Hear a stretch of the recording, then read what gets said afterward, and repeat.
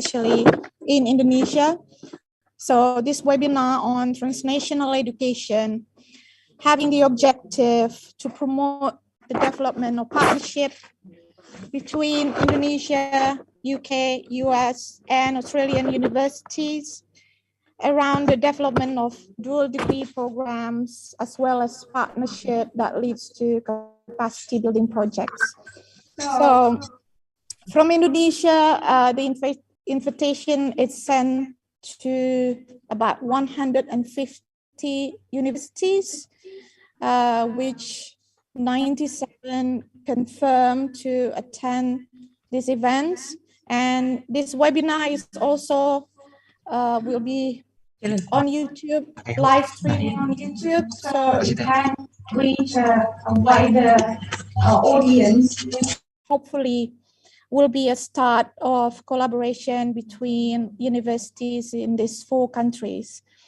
So we will start the event by listening to the national anthem of the Republic of Indonesia. So I will ask everyone to, if possible, to stand up and listen to the national anthem.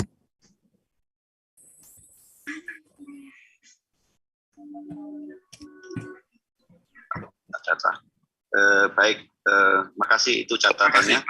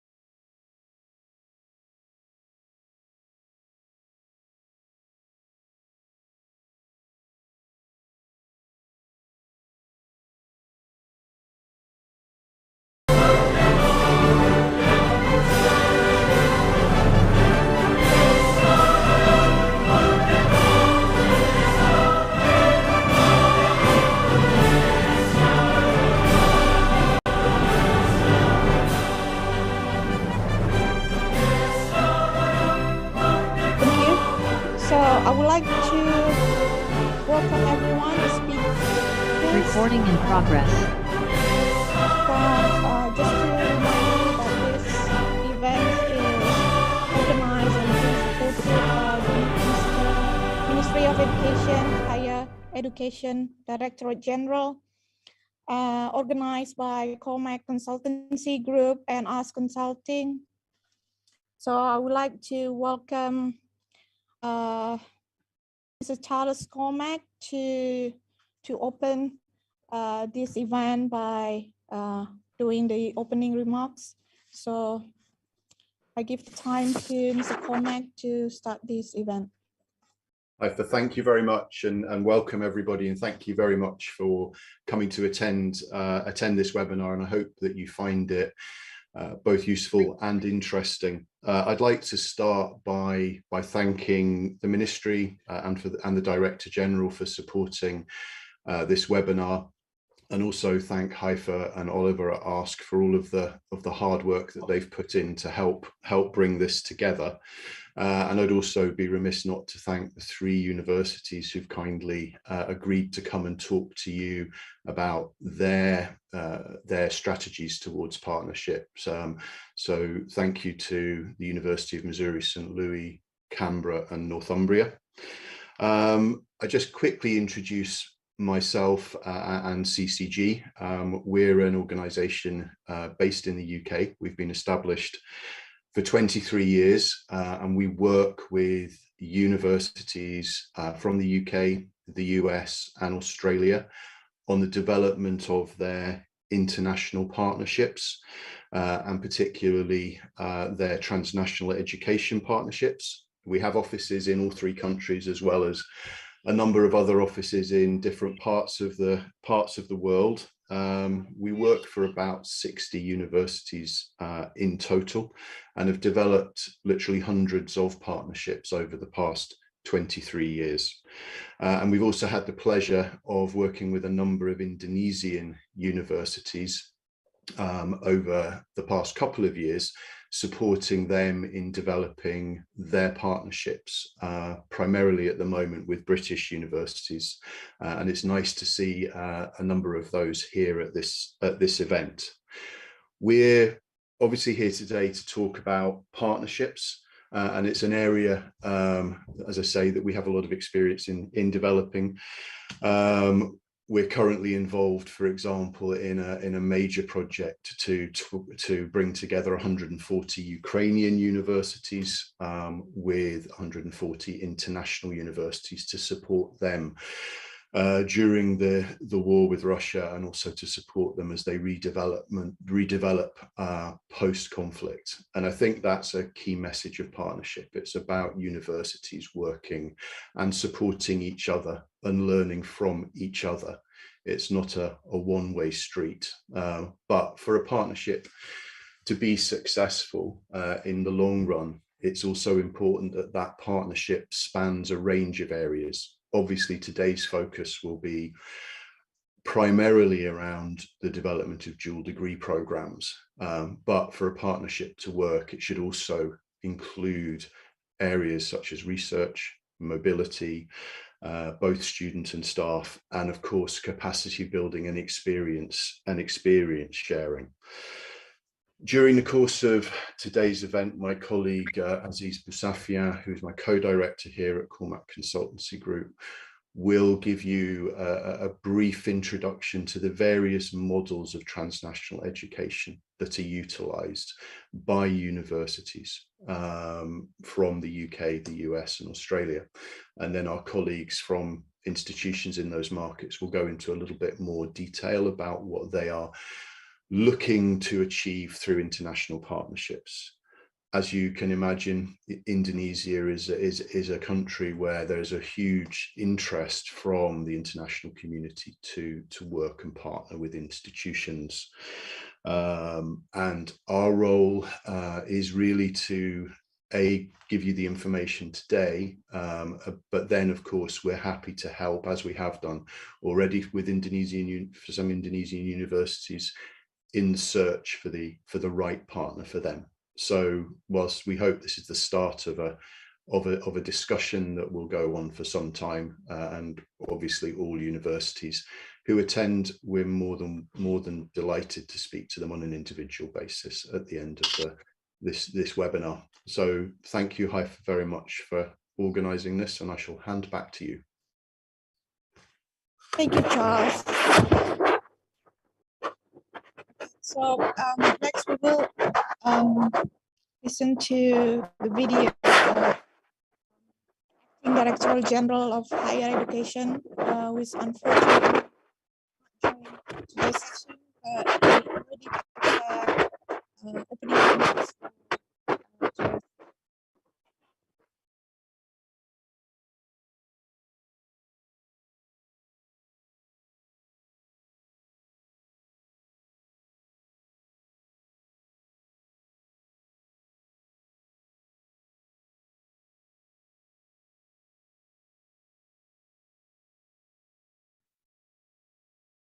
Assalamualaikum warahmatullahi wabarakatuh. Good evening, selamat sore, salam sehat, salam sejahtera untuk kita semua. Honorable Charles Cormack, Chairman of Cormack Consultancy Group, Honorable Rectors, Vice Rectors of Higher Education in Indonesia, Honorable Speakers, distinguished guests, participants, ladies and gentlemen. First of all, I would like to thank Allah Almighty that bring us together this afternoon in international webinar entitled Transnational Educations on the 22nd June 2022. On these special occasions, let me express my sincere appreciation for all the speakers, guests, participants who participated in this event. I hope this event can broaden our knowledge and also become our opportunity to exchange new ideas and collaborate. Transnational education actually has been implemented by universities in Indonesia since past decade. But this webinar could be an opportunity to improve and expand the cooperation between Indonesian universities and partners institutions abroad, especially in related to the fields of interest of both university. Ladies and gentlemen, Indonesia currently has more than 4,000 campuses, catering for close to 9 million students and catered by more than 300,000 lecturers and professors. And those students study in more than 30,000 study programs in higher education system, in our higher education system. Way too much actually. The trend, the student body is still growing every year. Around growth is around 5%. So currently the gross enrollment rate nationally is about 36-37%, and it is still growing given the demographic dividend that is currently ongoing. So in terms of access to higher education institutions, actually the number of institutions is more than enough to cater for high school graduates. But what is currently our focus is on how to improve the quality and relevance of higher education by improving the standards and also at the same time transforming our higher education system to be more agile, to be more flexible, to cater with the transformation in the industry, in the workforce. Because like as predicted by McKinsey, and we experience today, that many of those jobs will be disappeared, replaced by new technology, by machine learning, by automation and industry 4.0 in this digital era. So preparing for competencies for jobs that is not yet exist today is a challenge for higher education institutions. So the Director General of Higher Education, Research and Technology is transforming our university toward more agile University 4.0 to prepare for Society 5.0.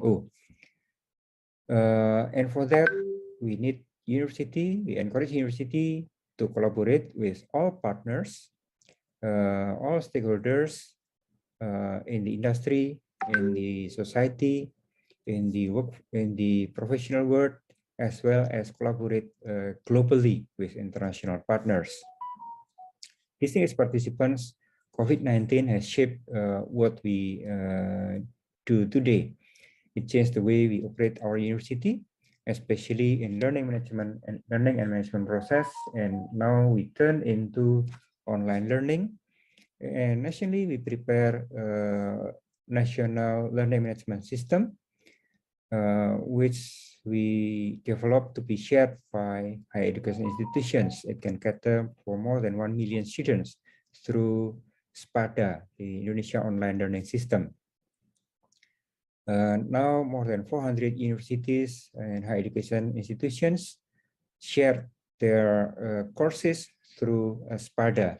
At the same time, we also prepare and develop Indonesia MOOCs which is collaborations of university through IS Institute Indonesia Cyber Education Institute, which student can take online learning, synchronous and asynchronous, nationally as well as globally. Students from overseas can take courses from Indonesian universities through IS Institute.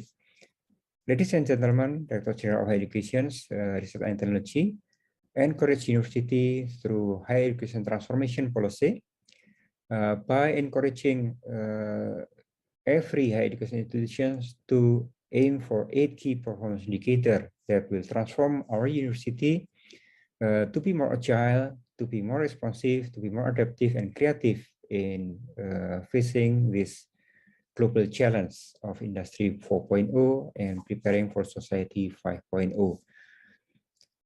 So cooperation between study programs nationally and globally is also very much encouraged.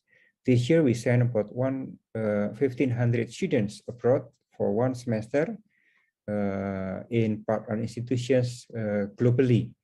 Students can also do internships to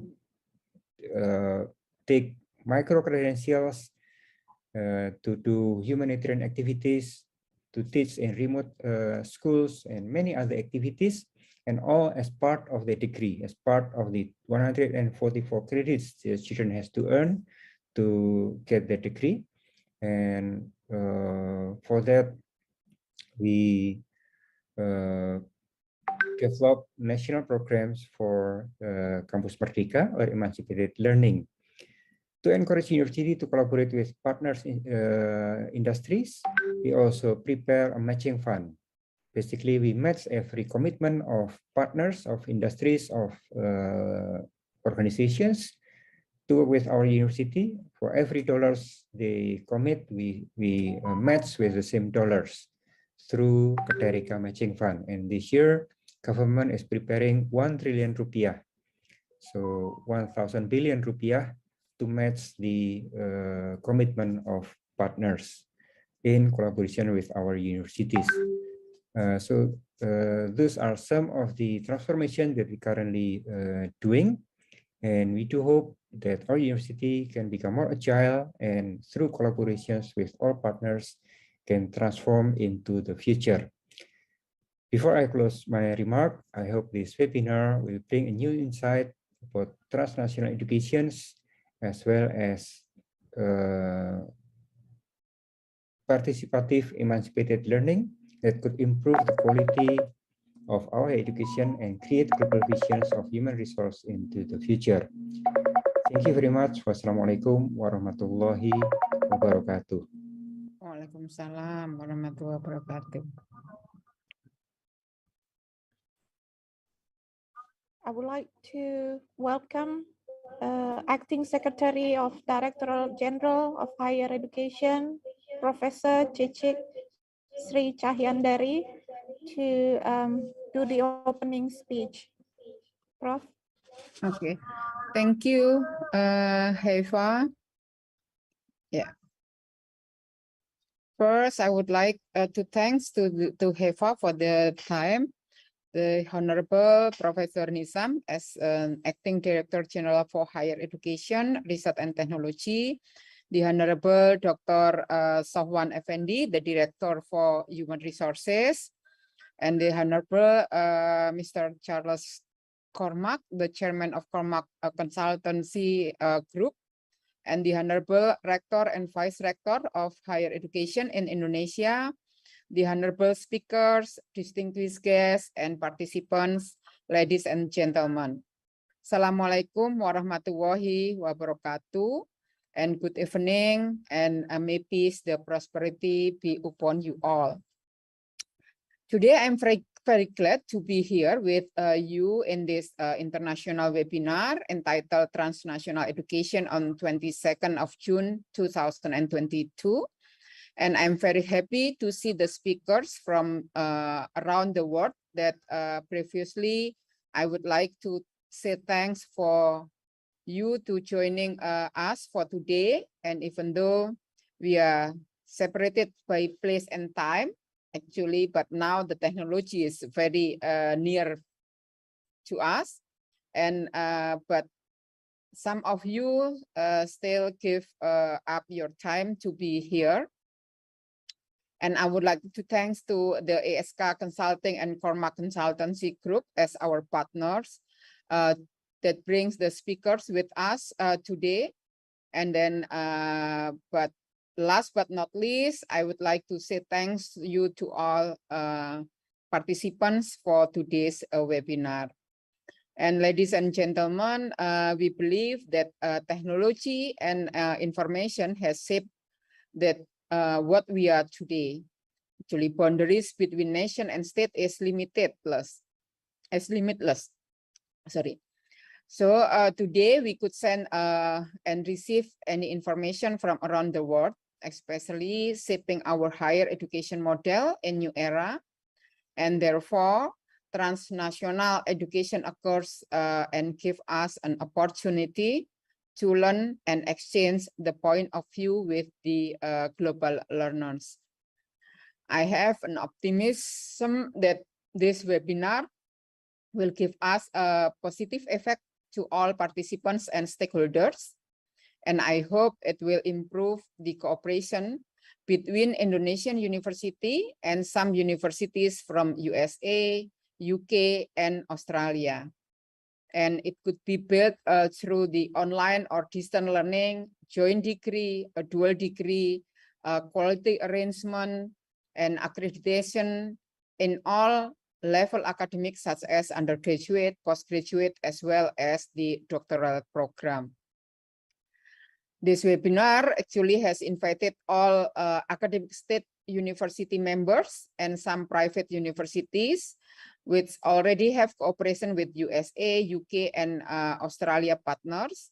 We have invited actually total of 125 participants, but it might be increasing since this international webinar also broadcast through the Dijen Diktiristek YouTube channel.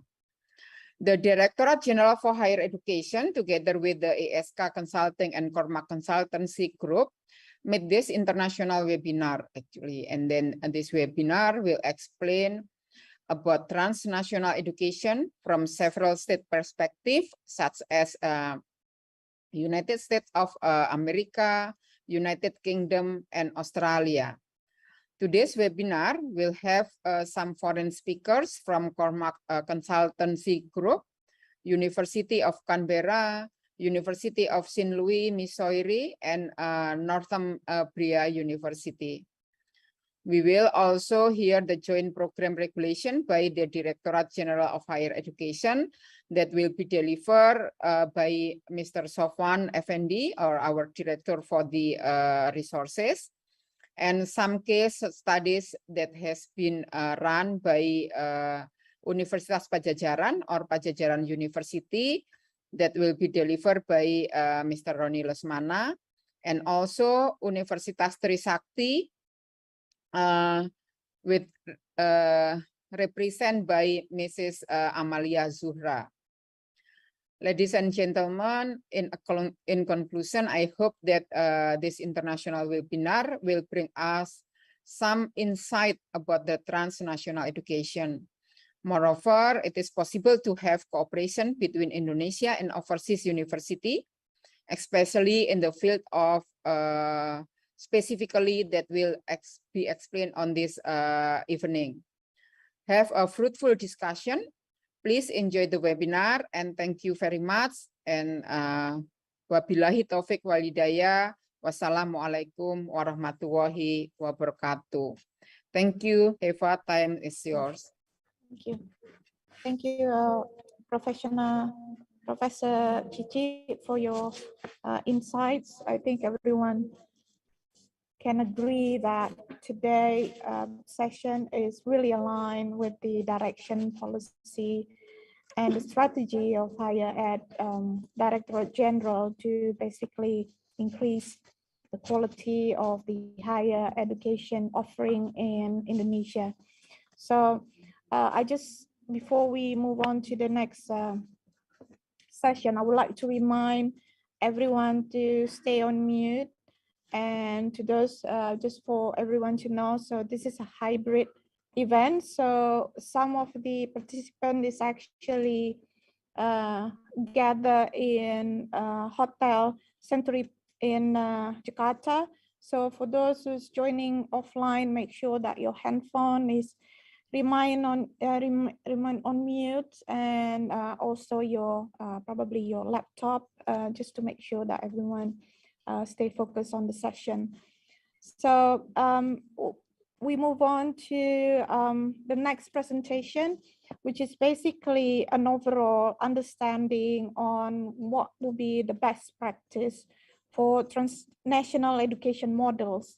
So from this session, hopefully all the university will understand the options that is available to be chosen by university based on their preferences as well as their readiness in terms of their team, their program, and what priorities they want to achieve. So I would like to welcome Director at Cormac Consultancy Group, Aziz, to present the transnational education models, all type. Aziz. Thank you, Haifa. I think a very kind challenge asking me to present all the models and enable universities to be able to choose within the next 15 minutes. But jokes apart, this is a real privilege and a real pleasure to be here with you and being able to share the knowledge and experience that collectively my colleagues Leanne, Mike, and Tom can also add to the discussions. So let me first of all share a presentation so we can have this as a backdrop. Right. Okay. Right. Hopefully everyone can see this my slides, my screen. So my name is Aziz Boussofian. I'm director at Cormac Consultancy Group.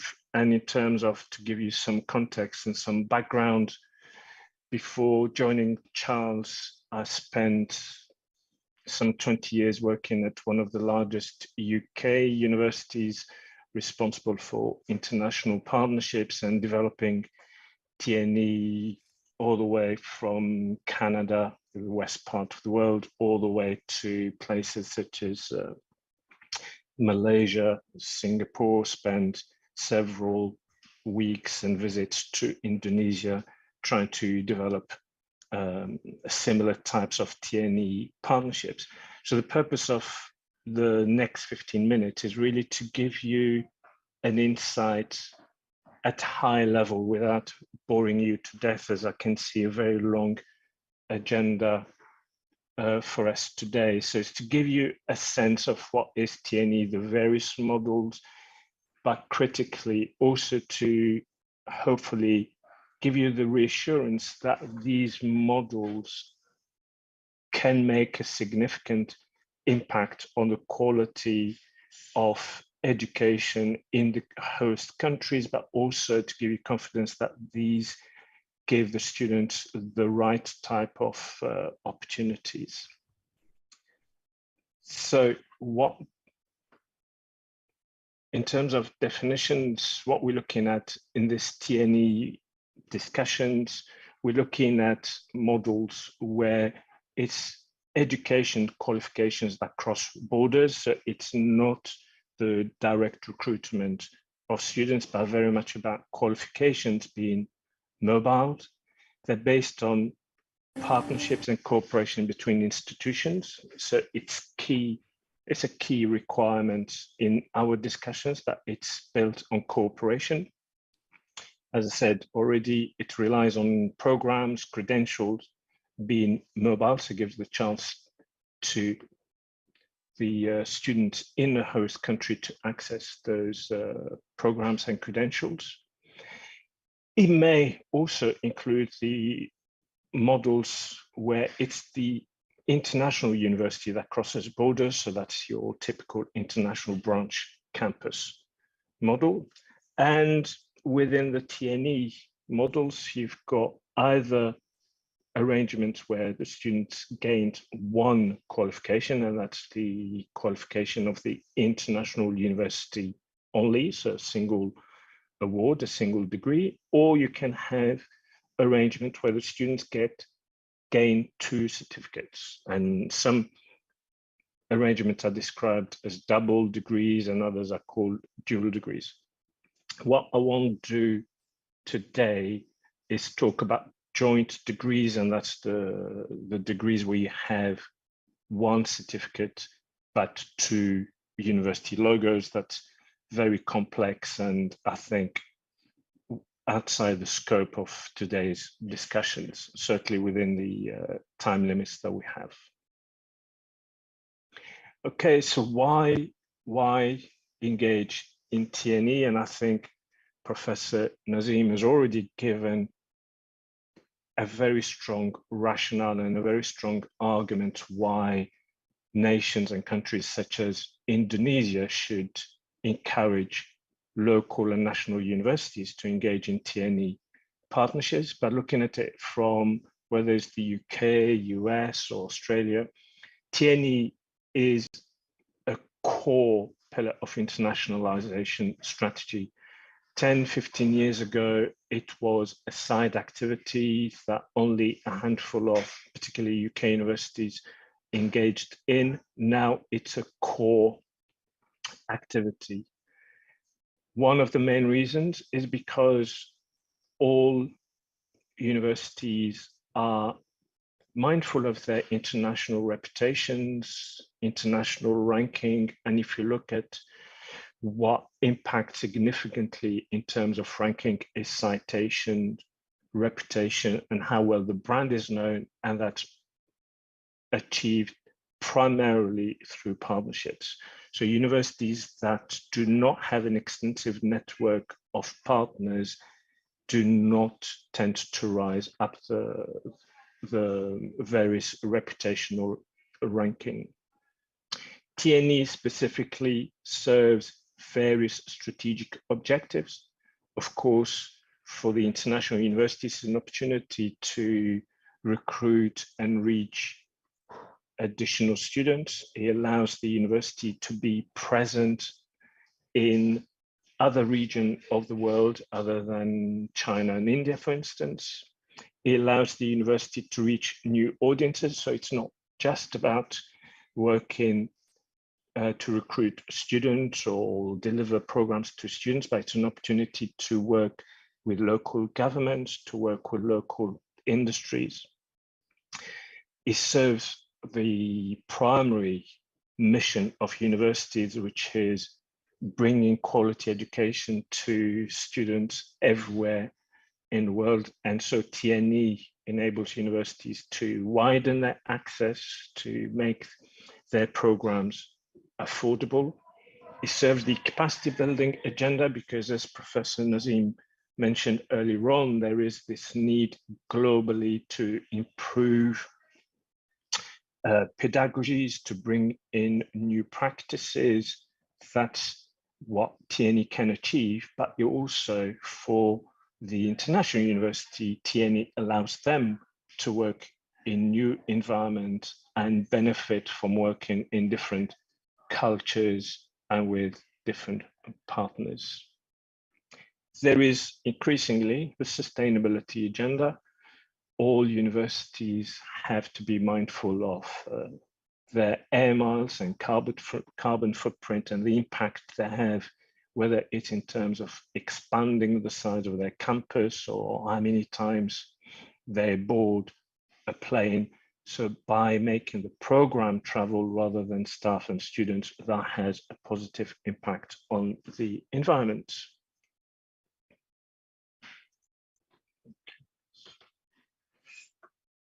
So to give you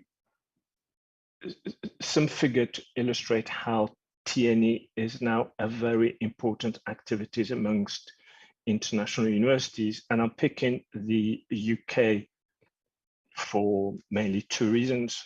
The first is this is where CCG is based, so we are more familiar with the UK context, but also in the UK, we've got the advantage that all universities have to report to our government with statistics on how many students they enroll, whichever part of the world the students happen to be. So for 2021, 160 UK higher education providers, so that includes universities, specialist institutions, all institutions that issue tertiary education qualifications, 160 UK institutions reported to be engaged in TNE activities. So that basically almost every UK institution is engaged in some form of TNE. Overall, it's almost 500,000 students studying for UK qualification outside of the UK. So these are students who are enrolling outside the UK and not expected to come to the UK and yet are able to gain a UK qualification. What are the type? Well, almost 2/3 of these are done through a partnership where the partner institution is engaged in some form of teaching those UK qualifications, UK credits, UK credentials. About 1/3 are through flexible distance learning. So Professor Nazim talked about the growth of online education. So these are models where the students are able to access online content from the UK, but also get some local support. But there's also the branch campus, and that's a very small proportion of all the students enrolled around the world for a UK qualification, just about 7%. And in terms of where this is happening, essentially everywhere around the globe. So it's not your traditional suspect. To illustrate the size where this is happening, I've just picked a handful of examples. So you've got about 50,000 students in Malaysia studying for a UK qualifications. And of course, you've got all the Australian institutions in Malaysia as well as US institutions. In Sri Lanka is about 31,000 students. And for Sri Lanka, that is a way of dealing with all the capacity issue in that country. Singapore is about 28,000, in the Middle East, 59,000. And what is also interesting is that in the EU, it's about 75,000 students. So it's not just a type of developing countries needing international qualification. It's about building capacities around the world, giving international opportunities to students wherever they are in the world, and we can see it there as a prevalent activity in the EU as well. Indonesia, comparatively, compared to its nearest neighbor, is about 1,000 UK students, 1,000 students in Indonesia enrolled on a UK qualification.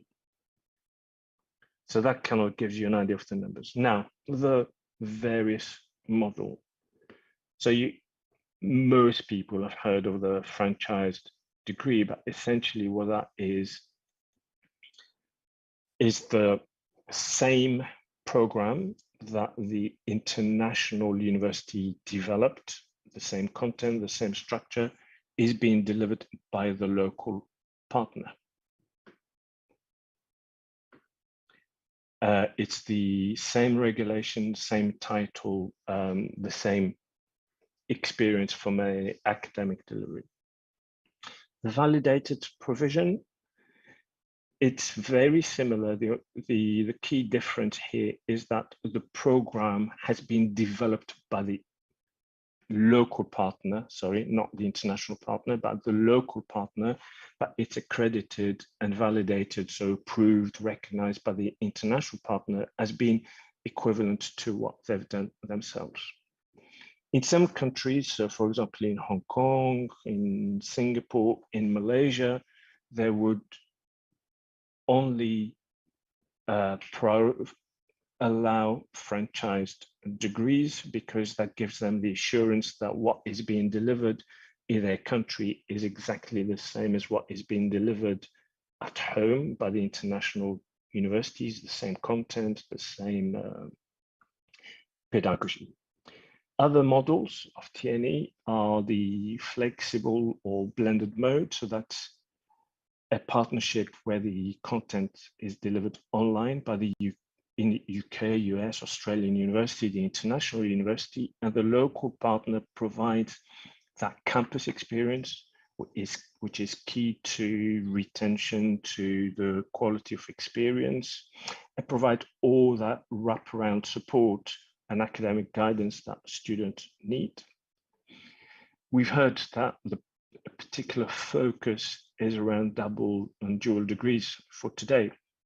Essentially, these are programs that are developed jointly between the local and the international partner, where they combine their content, they combine their expertise, they bring in, particularly for the local partner, it's a way of bringing in new specializations, up-to-date knowledge, up-to-date practices, whether it's in terms of how you deliver specific subjects, specific disciplines, new modes of delivery, and that program is delivered entirely in the host country, often by the local partner under the oversight of the international university, but it can also require students to travel overseas. And by the end of the program, the students get 2 certificates, 2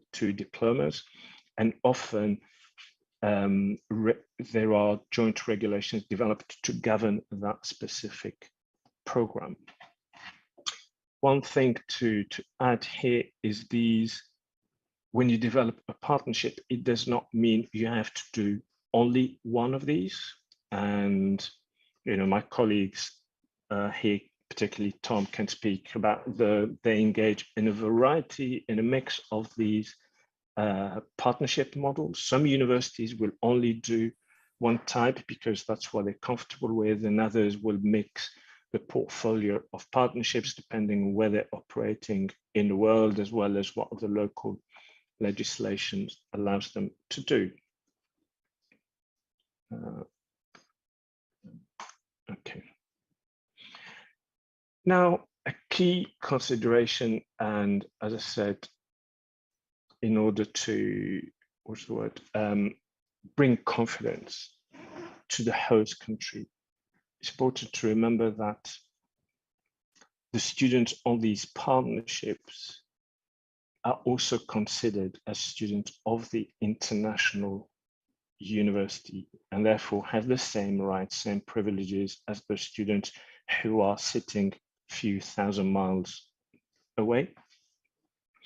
Their qualification, the diploma they receive, has exactly the same reputation, same recognition as the one their peers would receive at the home campus, whether it's in UK, US, or Australia.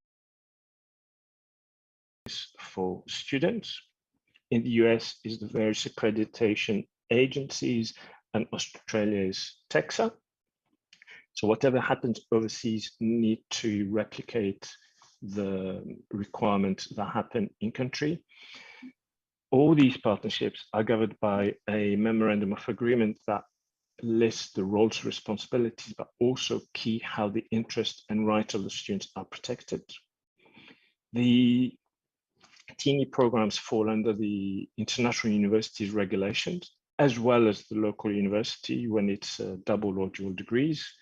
There is a extensive due diligence before these partnerships are launched, and often there is a need to register locally. So that gives both sides, whether it's the international university or the local university, as well as the host country, reassurance that there is a strong quality assurance and governance requirements to ensure the highest quality for the students.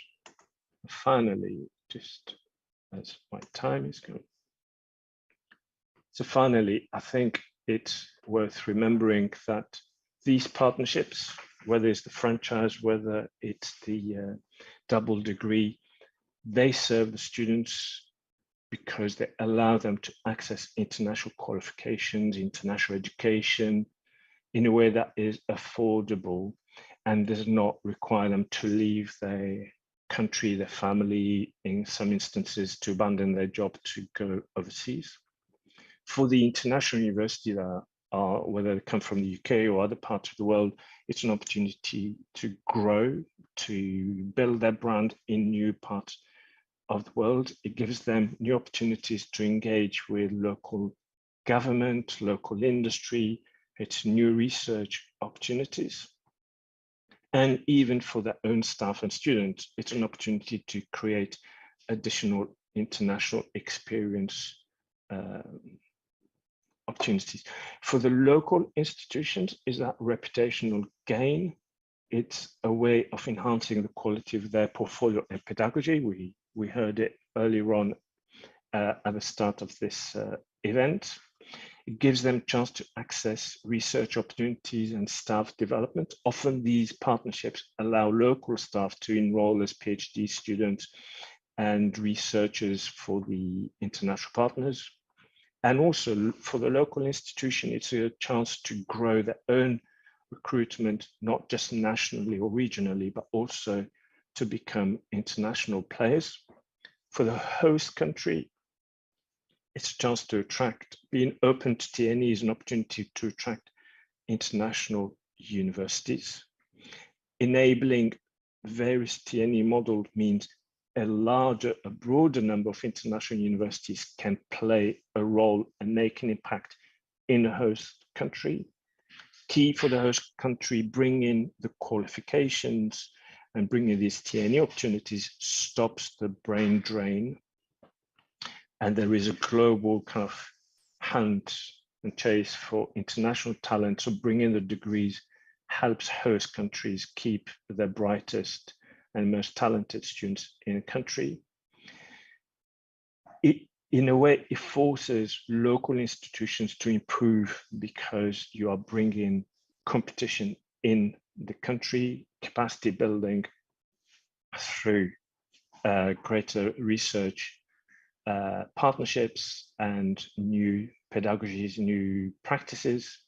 It has a positive economic impact because you've got less foreign currency leaving the country, and it can act as a strong talent attraction opportunity. In fact, Charles did not mention this at the beginning, but we are involved in 2 projects in the Baltic states where TNE is being used to attract some 5,000 international students each year to places such as Latvia and Lithuania to work to qualify in areas of IT and life sciences to then stay in the country and work for the IT and life science industry. So the TNE is seen as a pull factor to bring students from around the world to these countries.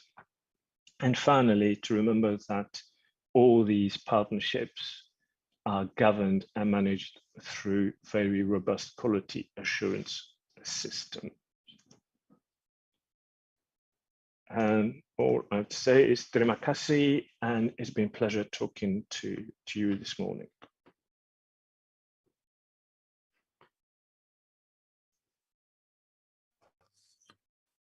Thank you.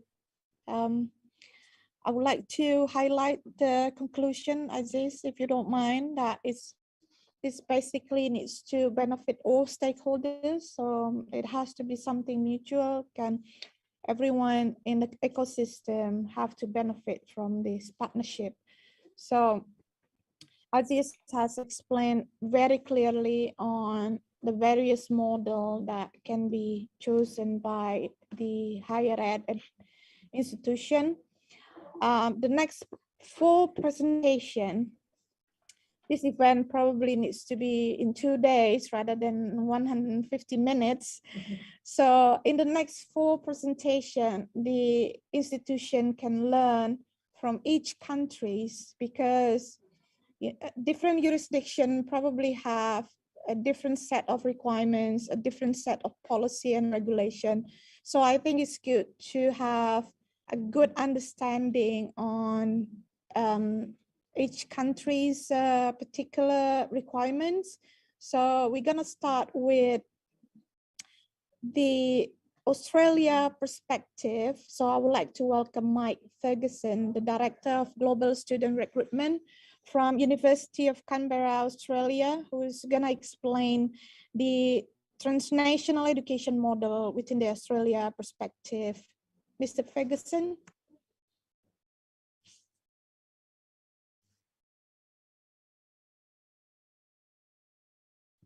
Thank you. Yes, it wouldn't let me unmute.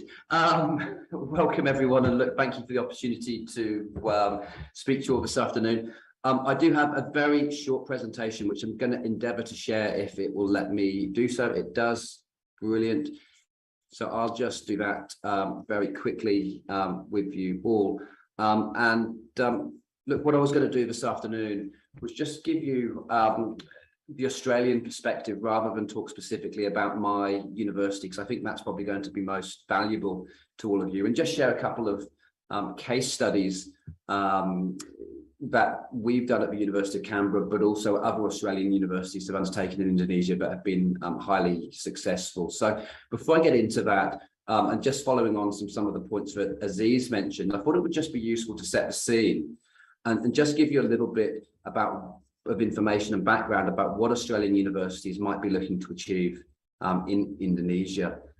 First and foremost, Indonesia is incredibly important for Australia and for Australian universities. Every single Australian university will want to forge deeper ties with Indonesia and really enhance that relationship with our closest neighbour. So I think you can take that as an absolute given, but for every Australian university, Indonesia is important. The way that each university will want to engage with Indonesia and Indonesian universities might differ, but there will be that demand and interest plus willingness to do so.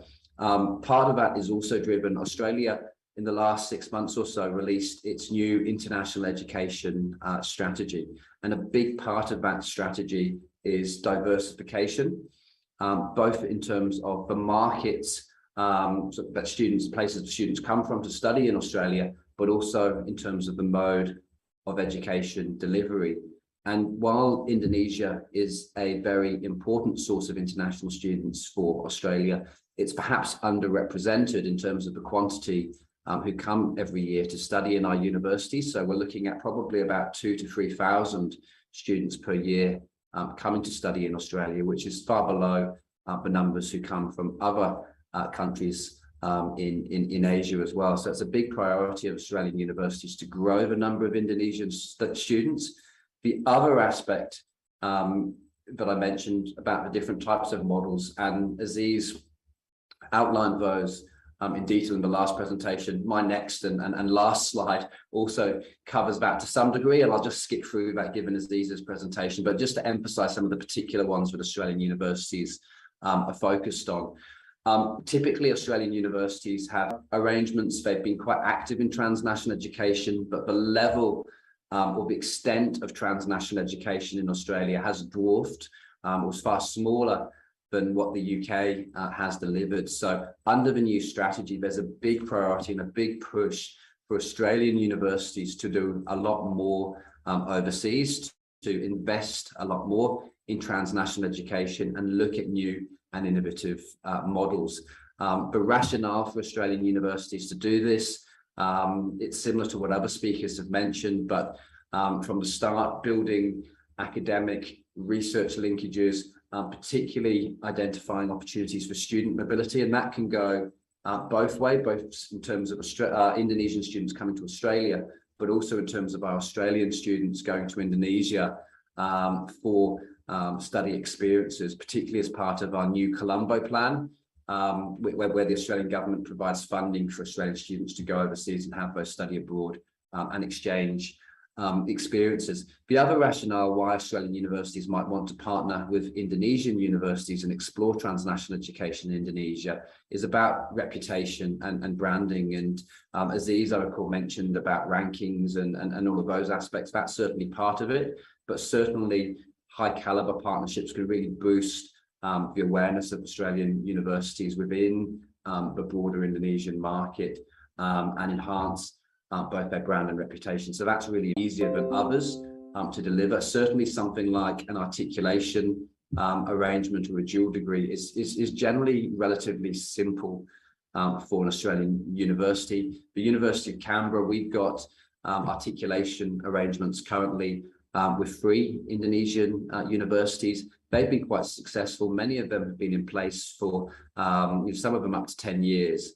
And typically the numbers are quite small, but we when borders are open, as they now are, normally see around 5 students going each way or coming to Australia as part of those agreements each year. So they've been quite successful. As we sort of go down this list, other aspects are more complex to administer. So something like a foreign campus, and I think Australian universities have looked very positively on recent changes. I think it was a 2018 law change in Indonesia which allowed foreign campuses to be established. We've looked very positively at that and looked at opportunities to try and enhance our presence in Indonesia. So you'll all probably be aware that there are at least 2 Australian universities, Monash University and Central Queensland universities, who actually do have campuses in Indonesia. And Monash University in particular, which is one of Australia's group of 8 universities, has had a long-standing history of engagement in Indonesia. So if you're interested in that, for example, if you go to Monash Indonesia's website, they've got a great deal of detail about their long-standing and their history of engagement in Indonesia, which is really impressive. And they've got a postgraduate and research campus in Jakarta that they've recently opened. So that's probably the most complex type of arrangement that can be explored. But simpler ones, articulation, study tours under the new Colombo plan, exchange arrangements, very simple to implement. And often for Australian universities, and particularly my current university, what we're looking for is deep, long-lasting relationships. We're not after a relationship that just sits on paper. We're after a meaningful relationship that will encompass multiple aspects of these models over time. So it might be that we're looking to start very simply by looking at an exchange agreement or an articulation agreement, but over time, those sorts of relationships can progress into something that involves what we refer to as transnational education in Australia, which is where the Australian university is actually teaching in Indonesia. So often start simple, build the relationship over time, and then deepen it is where we're looking to come from. And I think, just to re-emphasize that point, it really is about having deep, meaningful relationships. I don't think Australian universities as a whole are interested in paper relationships. We want to actually work closely with Indonesian counterparts and have relationships that encompass everything on here, but also, of course, academic and research collaboration as well. So look, that's probably it for me. I'm conscious it's a busy schedule, so I don't want to overstay my welcome, but very happy to take any questions about any of that. Thank you, Mike. So I drop a message in the chat room. So anyone feel free just to drop your message or questions to ask to the speakers. We're gonna have a Q&A session at the end of the events, but if you are comfortable in asking in Bahasa Indonesia, I'll happy to translate at the end of the program. So moving on to the next session. So we move from Australia to USA. So I would like to welcome speakers from Miss Liane Constantine from University of St. Louis, Missouri, USA. Thank you so much. Are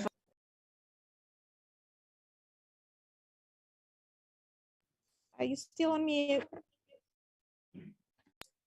Sorry. So I repeat my thank you then. Thank you, Haifa. I hope you can hear me now. And good afternoon to Indonesia and salam alaikum. Hello to everybody else elsewhere here.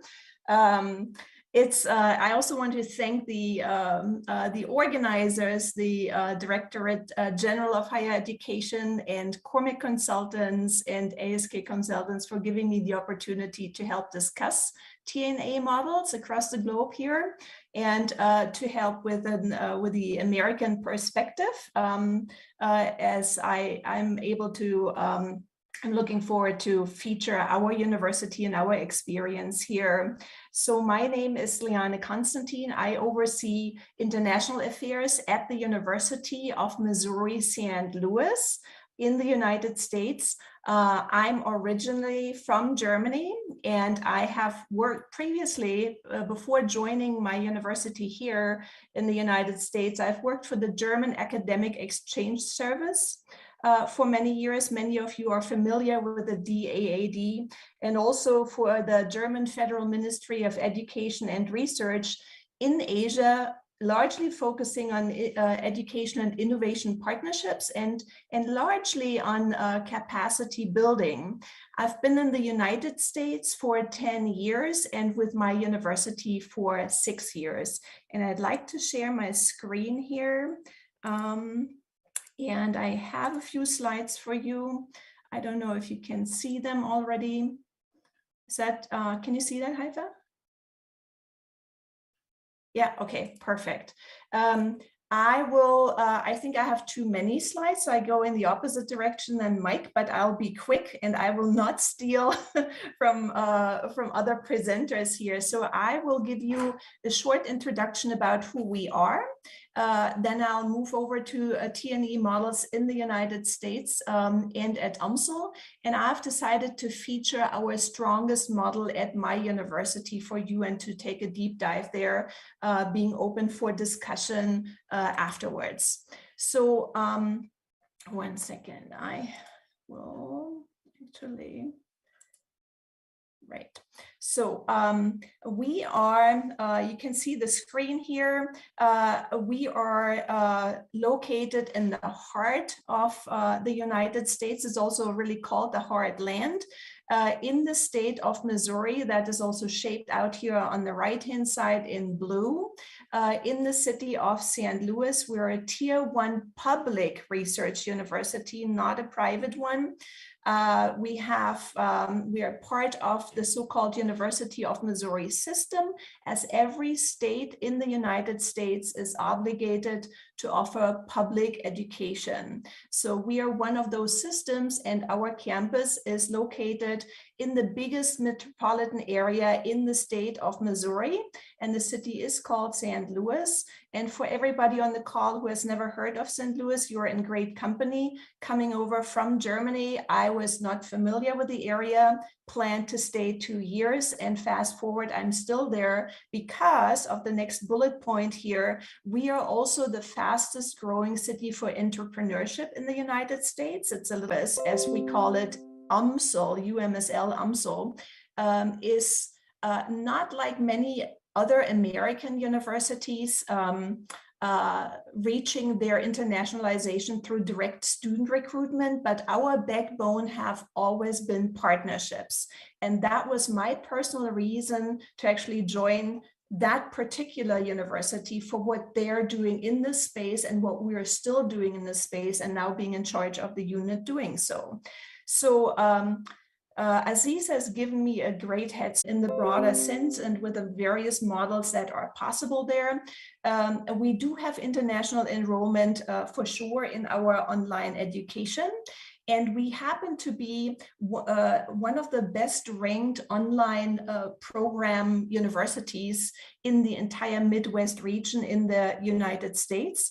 We are still open for more opportunities like cohort building and micro hubs and all the good stuff to give it a little bit more structure, as after COVID, everybody has learned that this is an opportunity for institutions to go above and beyond there. So we have the progression model where we basically accept the degrees of our partner institutions, and students and graduates can slide in right into our graduate school with ease. And we have those available for established partners, and that comes with the benefit for them. If they are cohort based, they can also benefit from better pricing models with us.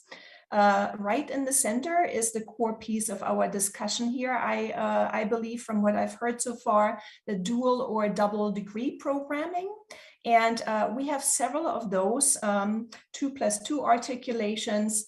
The one thing I'd like to feature is our so-called IMBA program. That's an international master's program in business administration. And that is not for free movers. For that, we have another MBA program for free movers, basically. This IMBA program is exclusively for select partners.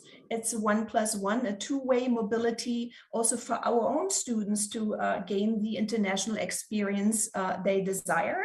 And our partner countries there are Germany, Norway, Taiwan, and South Korea most recently, and we are open to grow that field for sure, not just for the IMBA program, but the dual degree program. We're currently in negotiations with several institutions around in several countries. Very exciting. I'm not aware of any joint degree program at UMSL right now, but certainly of franchise agreements. And one thing I'd like to feature here is an EDD and doctorate degree program that we have with a Chinese university. It's highly competitive, it's fantastic quality, and it also offers opportunity for our faculty community to teach internationally, and that is very much embraced by our faculty community there. So I take one little skip here and I jump to the top to the branch campus model. We don't have branch campuses per se, in the sense, Aziz covered that very nicely there, that both in the franchise agreement and also in the branch campuses, the degree would be awarded by the US institution in that case. Instead, I've squeezed in something else that we call institutional international partnership, for lack of a better term here. And what we do there is our bestseller and most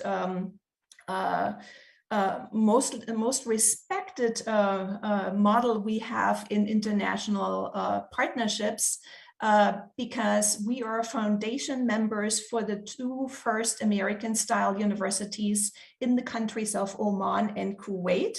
And that is the exact model where I would like to take you for a deeper dive on, like, how we did it, why we did it, and what is open, what opportunities do we have in the future for potential new partners. That also does not mean that I'm limited to I'm limiting you to just this model, and I'm also open for questions about the United States in general, if you have any questions afterwards. So the initial motivation for this particular model, for saying, why do we help these two countries to build their first American-style institutions 25 and 20 years ago, exactly this year.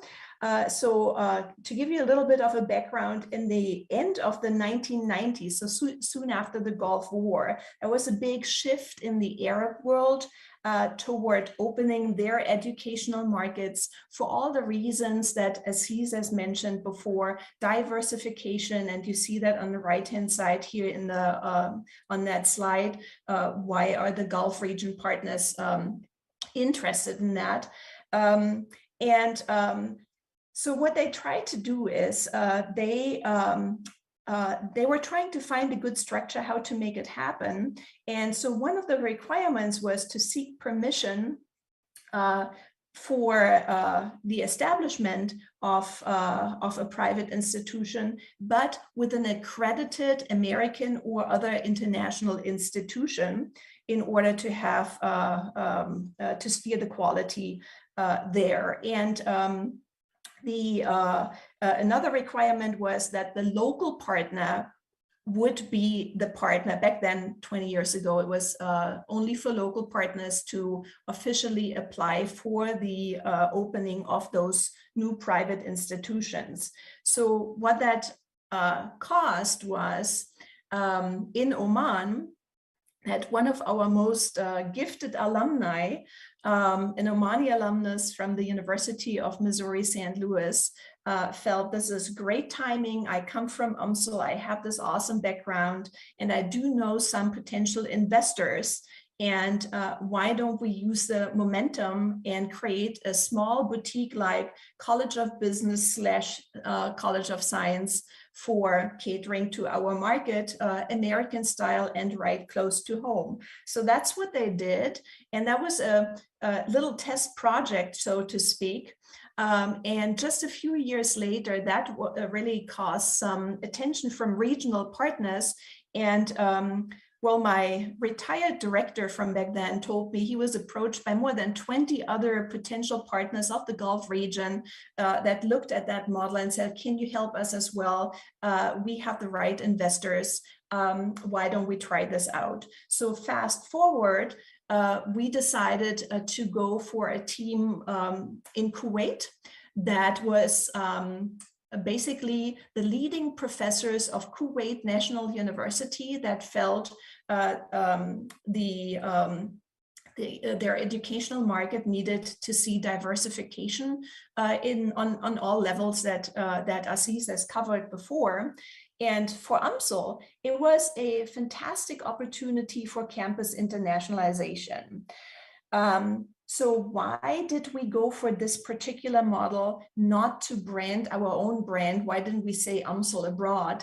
That was, as a public institution, your wiggle room for getting funds for that scale projects back then, 25 years ago, was small. And at the same time, it was like a risk limitation for us to say, well, we render our IP for, like, of course, conditions and a consulting agreement, but we have a good chance to build our brand otherwise and our visibility, basically. And it also can allow for us to access the markets per se, not just the educational market, but way beyond the educational market as well. So, and we wanted to see if we could build a good progression model for students after they receive their bachelor's degree, and they could use the progression model, which they did. So what do we do for them? What are our services? In a nutshell, basically, we provide anything and everything that is needed for an institution to be grown. Initially, in the first years, we actually helped with the whole design, building the buildings, and sketching out a plan for the first colleges of business, both in Oman and in Kuwait, and then the College for Arts and Sciences in Kuwait as well. So right now, years later, so we are frequently offering academic program evaluation and formal reviews, as you have the list right in front of you here. And we do faculty promotion reviews, American style. We still do a lot of new program development. Not everything flies. There's a lot of work in there. We have a huge area of helping those institutions to shape student success services and student services in general. Also, again, American style. which is great. I mean, you have heard, I've learned, I come from Germany, I worked 12 years in Asia, and now I have 10 years in the United States. So when I compare that, I'm really, every day I'm impressed by our student services offered to our student population, and our Middle Eastern partners are very much aware of that, and so they're keen on having the best duplicate in their places. So we have done substantial, we have rendered a substantial assistance in accreditation processes, and this has been extremely helpful for GUS, the Gulf University for Science and Technology in Kuwait, because you'll see that on the next slide, they have reached a lot of accreditations, which gives them a big market advantage. In earlier years, we hired all their faculty on site in the United States and were able to recruit them to the Middle East, which was huge. And we are still somewhat active. We run fellowship, scholarship, and the already mentioned 2+2 programs and a couple of other things. So watching the time here, real quick. How does it work agreement-wise? So we have a consulting agreement on an annual retainer, meaning an annual fee that they pay. That included in that agreement is the rendering of our intellectual property and a set of services that is included in this fee. And then we have another set of services that are determined for extra compensation or extra fees if they are requested and required. Key to our success, because I really see that as a huge institutional success to be still in the business after more than 20 years, is our annual visits both ways, and not just by the global office, but by the chancellors, by the provosts, and regularly by key faculty members of key areas where the focus is on growing together. So, and currently we're looking into, of course, I mean, COVID has taken us a little bit off course here with everything, but we are currently looking into adjusting the agreements. I'll come to that in a second. I just wanted to feature real quickly, like give you a little bit of who they are.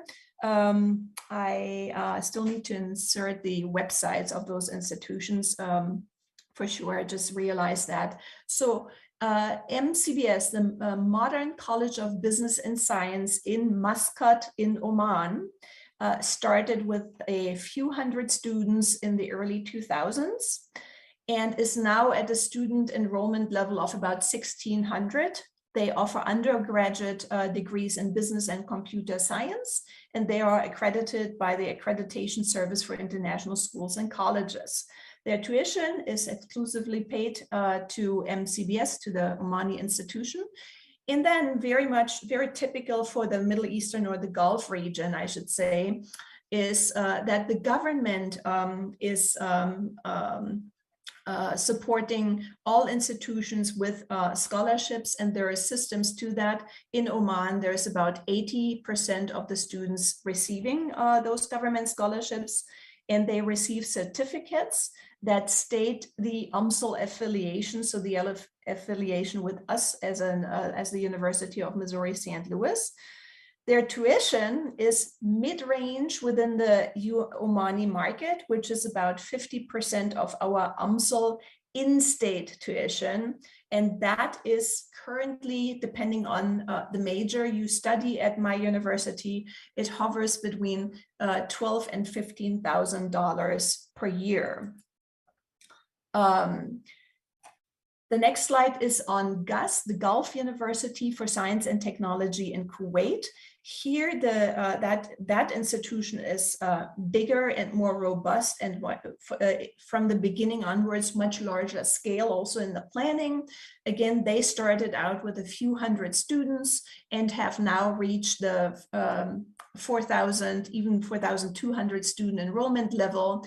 They have a broad variety of business degrees and have a College of Arts and Science as well, offering undergraduate degrees in both areas. And they have one graduate degree that is the MBA program that is And again, all their programs are modeled after ours at UMSL. So accreditations are remarkable. So the Private Universities Council that UMSL actually helped found also 25 years ago is the Kuwaiti institution that accredits them, and that has all the requirements that come that are part of those accreditations. And then the other accreditations you see here followed the PUC are international accreditations, largely American accreditations for individual disciplines like AACSB for the College of Business, ABET for computer science, and others are major relevant or research area relevant. Another fact is that GUST now fares as the most attractive private university in Kuwait, and is largely known across the region as well. Tuition is paid to GUST, and again, government scholarships are in place. It hovers around 40 to 60%, depending on how many Kuwaitis are enrolled, because those scholarships are available only for Kuwaiti nationals. The tuition is comparable to ours at UMSL, and is at the mid or higher mid end in Kuwait. So the return or the on investment or the value. So what has it? Where are we at? Definitely, these are two big success stories in both countries. Two institutions have been successfully built. That is definitely a way for making good revenue. The beneficiaries of this concept, American education close to home, that Aziz also hit on earlier, and they definitely are now in the position to further grow.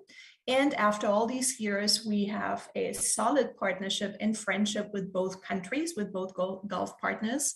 For UMSL, the brand building intention has paid off. We are a name in the region. People know us. We are connected with all the embassies, local governments, and also with other sectors like to the government, to the commercial sectors and beyond. We do get reimbursed for our IP for sure. And the biggest thing for us is really that our campus community carries all that and is excited about it. And that's what I think you all need, we all need for T&E models of any kind, the buy-in of the faculty that is supposed to partner. At the end of the day, we're negotiating programs and their programs that they run. So looking at the time, I think I'll go really brief on this one here. So we certainly plan on moving forward, like turning the corner with both institutions now that their needs and interest have a little bit shifted, and ours have so as well. And on a side note, besides those two partners, we have now been able to also establish our own offshore brand with a logo and everything to be able and ready for more capacity building opportunities around the globe. We had two in the planning prior to COVID, and we're a little bit in limbo right now. We'll see how those other projects go, but I'm excited about UMSL taking on more partners. And very much today when I see this great turnout here for all Indonesian partners, if you are interested in that, we can definitely talk either at the end of today if there is time, or following this this event here. So I would say that UMSL is very well positioned for taking on new partners. And I also wanted to send kudos to Cormac Consultants, and we are the beneficiaries of their great network and their expertise to vet markets and potential partners, where limited team size can do as much as a professional in the game there. And then I'd like to highlight also the last bullet point here on this slide. currently on our campus, we are largely, we have great degrees in the United States and at my institution, but there are so many gaps to fill to really truly internationalize also mentally and culturally. And TNA definitely is one route to try here.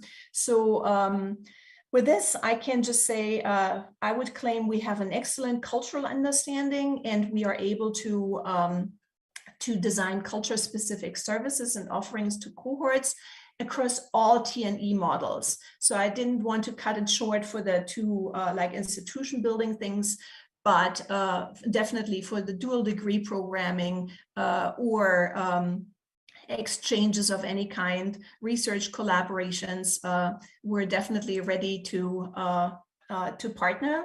And I'd like to see Indonesia join us. So thank you very much. Terima kasih banyak. And here is my contacts.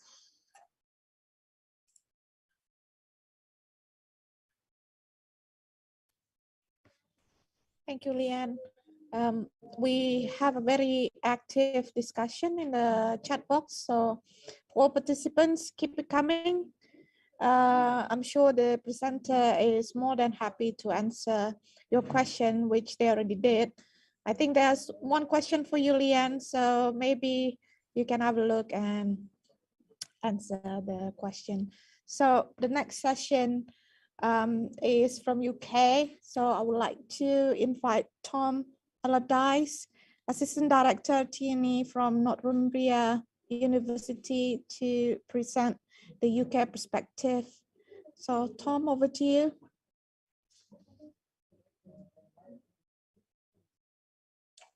Hello, everybody. Can you hear me okay and see my screen?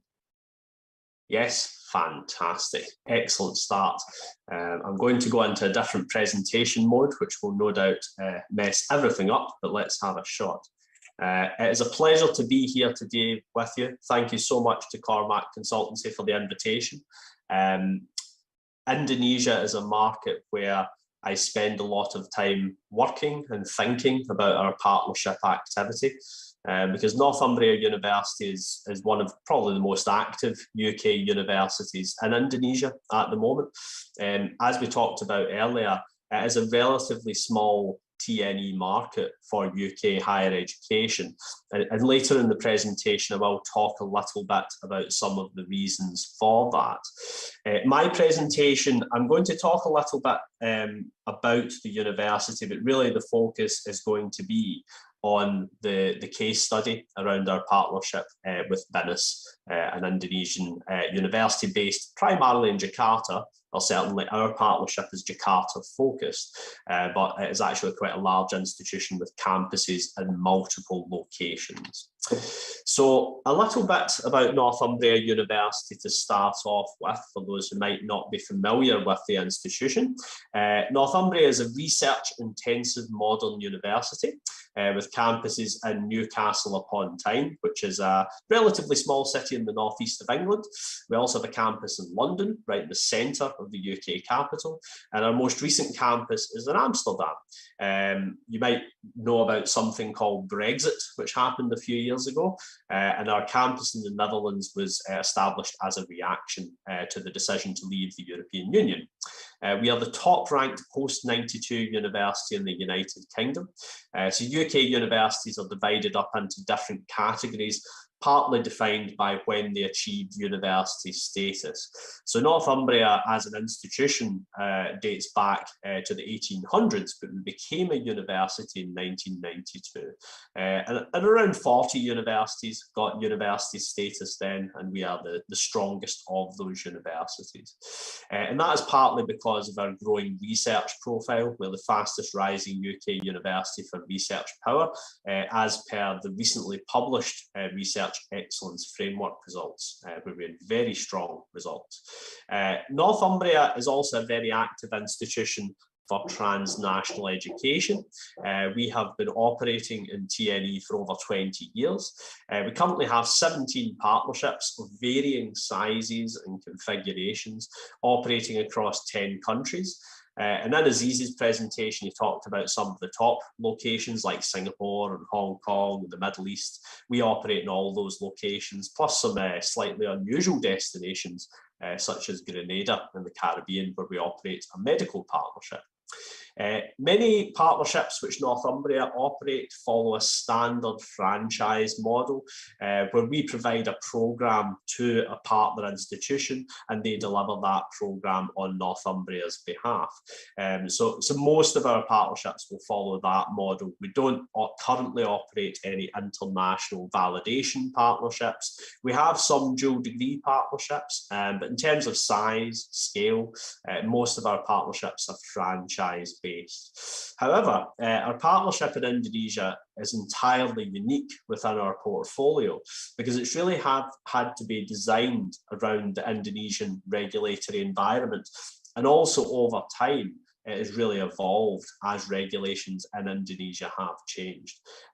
So the university is very active in Indonesia, has been for many years, and currently we have around 200 students in Jakarta completing a Northumbria University Award through our partnership with Bina Nusantara University, more commonly referred to as BINUS. So we've talked about Northumbria. Who are our partner in Indonesia? Hopefully many people on the call will be familiar with BINUS. It was established as a university in 1974. Although similar to Northumbria, the institutions date back further than that.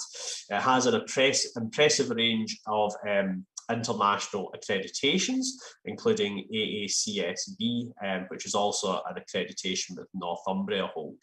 It is a large institution. I say large, it's probably about the same size as Northumbria, actually. We also have around 32,000 students, and BINUS has 33,000. Probably the primary difference between Northumbria and BINUS is that their student body is spread over quite a large number of campuses. So in Jakarta and the greater Jakarta area, they have 7 campuses, and also campuses in Bandung, Malang, and Semarang. And they're an institution who's opening new campuses and learning centres all the time. Now, BNSD, which is the BINUS Northumbria School of Design, is the brand under which our partnership operates. And the main campus for the School of Design is an FX campus, and there are some design labs in the JWC campuses, both of which are in Jakarta. So a little bit about the partnership history. BINUS and Northumbria have a long-standing relationship dating back to 2009. In reality, the relationship extends back further than that, but in terms of a properly formed partnership, 2009 was when we properly started. The partnership went through various stages of evolution. It started off as a validation partnership originally, but it reached its current format, the BINUS Northumbria School of Design, in 2014. The active model we have at BINUS is a dual degree. So as he's described in his presentation earlier, that is an arrangement where both institutions would award separate qualifications or separate degree certificates. So that is different to a joint degree where it is one certificate awarded by both institutions.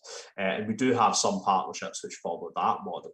The current award titles we have available through the partnership are Global Fashion Design, Global Fashion Management, and Global Visual Communication Design, which is basically graphic design. So this is a very creative art and design focused partnership, which is a major area of strength for Northumbria University as an institution. Now, the partnership model is quite different to dual degrees, which you might see some UK universities operate. As Aziz explained, a lot of dual degrees involve student mobility, so they travel to the UK and some form of articulation agreement forming the basis of that relationship. Our partnership with BINUS involves Northumbria academic staff travelling to Indonesia and teaching Northumbria modules as part of the BINUS programme. So it's a slightly adapted version of a dual degree. And we will talk a little bit now about the programme structure. So apologies if this gets a little bit technical. So it's a dual award structure consisting of 480 UK credits. UK universities follow a fairly standardised credit value system, and a bachelor's degree is usually 360 credits, but this particular dual award is 480 credits. There is a conversion model in place to convert the BINUS credit value, which is completely different to ours. They operate to an SCU credit value, but we have a model in place to convert those credits to the UK credit system. Now, the final dual award classification is based on student academic performance across 120 UK credits, which sit at level 6, which is the final year of an honours degree at a UK university. Our regulations dictate that for a dual degree, we must base classification on 60 credits taught by Northumbria University and 60 credits taught by our partner BINUS.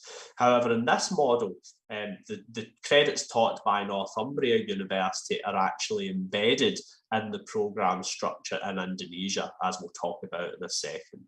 The conversion model applies to the credit values, but also applies to the grading system. So we need to convert the grading on the BINUS modules into the UK degree classification system in order to award that final degree. An interesting and really valuable part of this partnership is that students have the option to complete final year in the UK. So we have an articulation agreement which sits at the centre of this model, which would allow a student to come to the UK and complete final year following an initial 3 years of study at BINUS. And usually around 15 to 20 students take that option each year. They are very high quality students and perform very well in their studies. This is a little bit about the programme structure, just so you can see exactly how we are managing the programme, because it is quite complicated, but that is largely due to the Indonesian regulation position at the moment. So in level 4, which is year 1 of a bachelor's degree in the UK, Northumbria has an induction session. So our academic staff travel to Indonesia and do an initial induction when the students start the programme. But the majority of teaching on the programme is by BINUS at that level. When we move up to the next level, we have 3 8-credit Northumbria modules embedded in that level alongside the BINUS modules. And in that final year, that's the important year, where we have the modules from Northumbria, 2 times 24 credit and 1 12 credit, alongside the BINUS modules. And those are the modules which dictate the final classification of a student degree once they graduate. Now, what we're essentially doing through this model is mapping 2 degree structures which are very different together. So the way we run it on the Northumbria side is that the first 2 levels of the degree programme are essentially 120 credit modules which are pass or fail. So we're not looking particularly at student academic performance at this stage. We're just making sure that the students complete all the BINUS modules and all the Northumbria modules, and that allows them to progress to the final level 6. And it's when they reach that final year that their studies in both the BINUS modules and the Northumbria modules are very important, because as I mentioned earlier on, those are the 60 credits from BINUS and the 60 credits from Northumbria, which will dictate the final award classification. So the 2 degree certificates which the students will receive from BINUS and from Northumbria, the grade, the classification of those certificates is based on the academic performance largely on that final level and the performance on both partners' modules. I think probably the main thing which you can pick up from that description of our partnership is that it is very complex to operate. It is possibly the most complex partnership we have within our portfolio, but it does work very well and has worked very well for a number of years. However, I wanted to draw out a few points around TNE in Indonesia more generally, which kind of allude to why we have such a complicated system and process, and why we are somewhat limited in what we can do in the market at the moment. Because Northumbria is very keen to do more in Indonesia. My view is it's a market which holds massive potential for transnational education, but the regulatory position does limit us somewhat. So essentially, a lot of the partnership models which UK universities operate successfully in many countries are not permitted in Indonesia, or at least they have to be delivered in a very adapted form to meet the Indonesian requirements. I know that there have been some positive changes in Indonesia, particularly around the ability to establish a campus, for foreign universities to establish a campus in Indonesia. However, that's a very significant investment for a university, and for many institutions that will be seen as too significant investment where they maybe don't have any experience in the market. The campus establishment model is only open to world top 100 universities at the moment as well, and that is very limiting. A lot of the world's top 100 universities do not do a lot of transnational education. Northumbria, for example, whilst we are very strong in a lot of areas, we are a world top 500 university, so the campus option would not be open to us at the moment. There is a need to establish simple TNE models which allow smaller scale partnerships to flourish. And I know that Aziz and his colleagues in Cormac Consultancy are exploring different models which are compatible with the regulatory position, but allow universities to establish new relationships with partners which provide a foundation on which to build. It's very important that partnerships start in a small and sustainable way and build over time. For many universities, they will want to take that approach rather than going to Indonesia and instantly setting up a branch campus. So I think what is key to developing the market is really establishing TNE models which are simple for both partners to understand and to operate, which are sustainable, but which allow for future growth. I think one of the main challenges we have had at Northumbria is that the Indonesian regulatory position does change fairly frequently. So last year we had to re-engineer the academic structure of the programme again to meet the latest requirements from the ministry, which was a lot of work, but it was important work, and I think we've ended up with a better programme. I think another final point I would make is that for many of our transnational education partnerships, they largely serve the local population. So all of the students, bar maybe one or two on the business partnership, are from Indonesia. And that's fantastic. It helps develop the local economy and contribute to local talent. However, it's very attractive for universities if there is a visa arrangement in place which allows for recruitment outside of the delivery location. So Indonesia is a prime location within Asia to attract students from a wide variety of different countries, both within Asia and outside. However, I'm not totally sure that the visa arrangements for students are simple and attractive at the moment. And that's probably an area that needs to be addressed to support the future growth of these partnerships. So according to my stopwatch, I managed to deliver that in 15 minutes, 22 seconds, which was my allotted time slot, which I'm quite amazed at. I hope it wasn't too complicated. I hope it provided you with a lot of useful information on just one example partnership from a UK university. And I will be hanging on for a little while if you have any questions.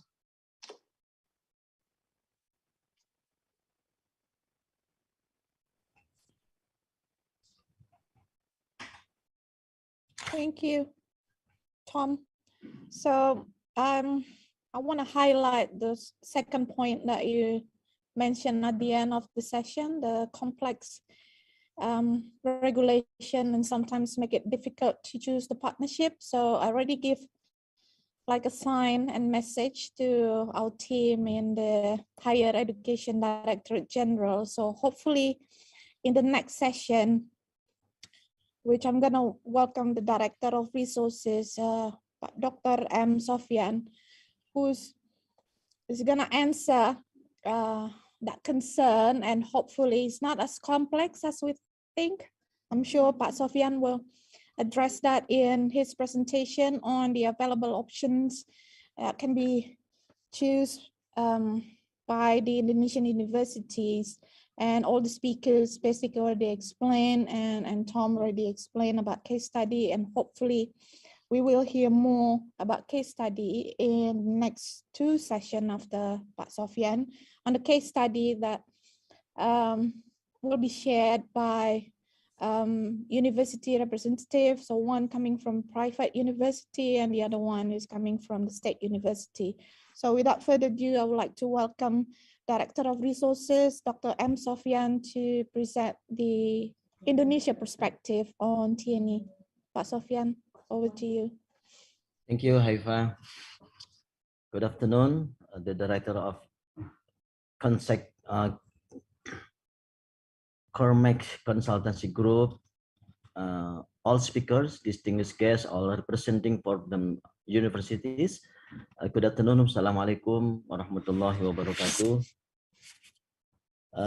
The independent campus policy, or we announce Campus Merdeka policy, gives new perspective in the implementation of 3 Dharma perguruan tinggi of Indonesian higher education, especially in encouraging creativity and innovation of lecturer and student to go to the better quality and highly competitive university. Of course, one of which is required to produce graduate or higher education who have high academic reputation.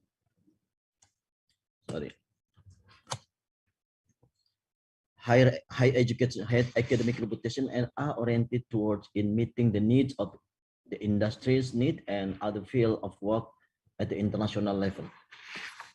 Related to mobility program in the field of human resources, higher education, including undergraduate education, master education, doctoral degree, and postdoctoral.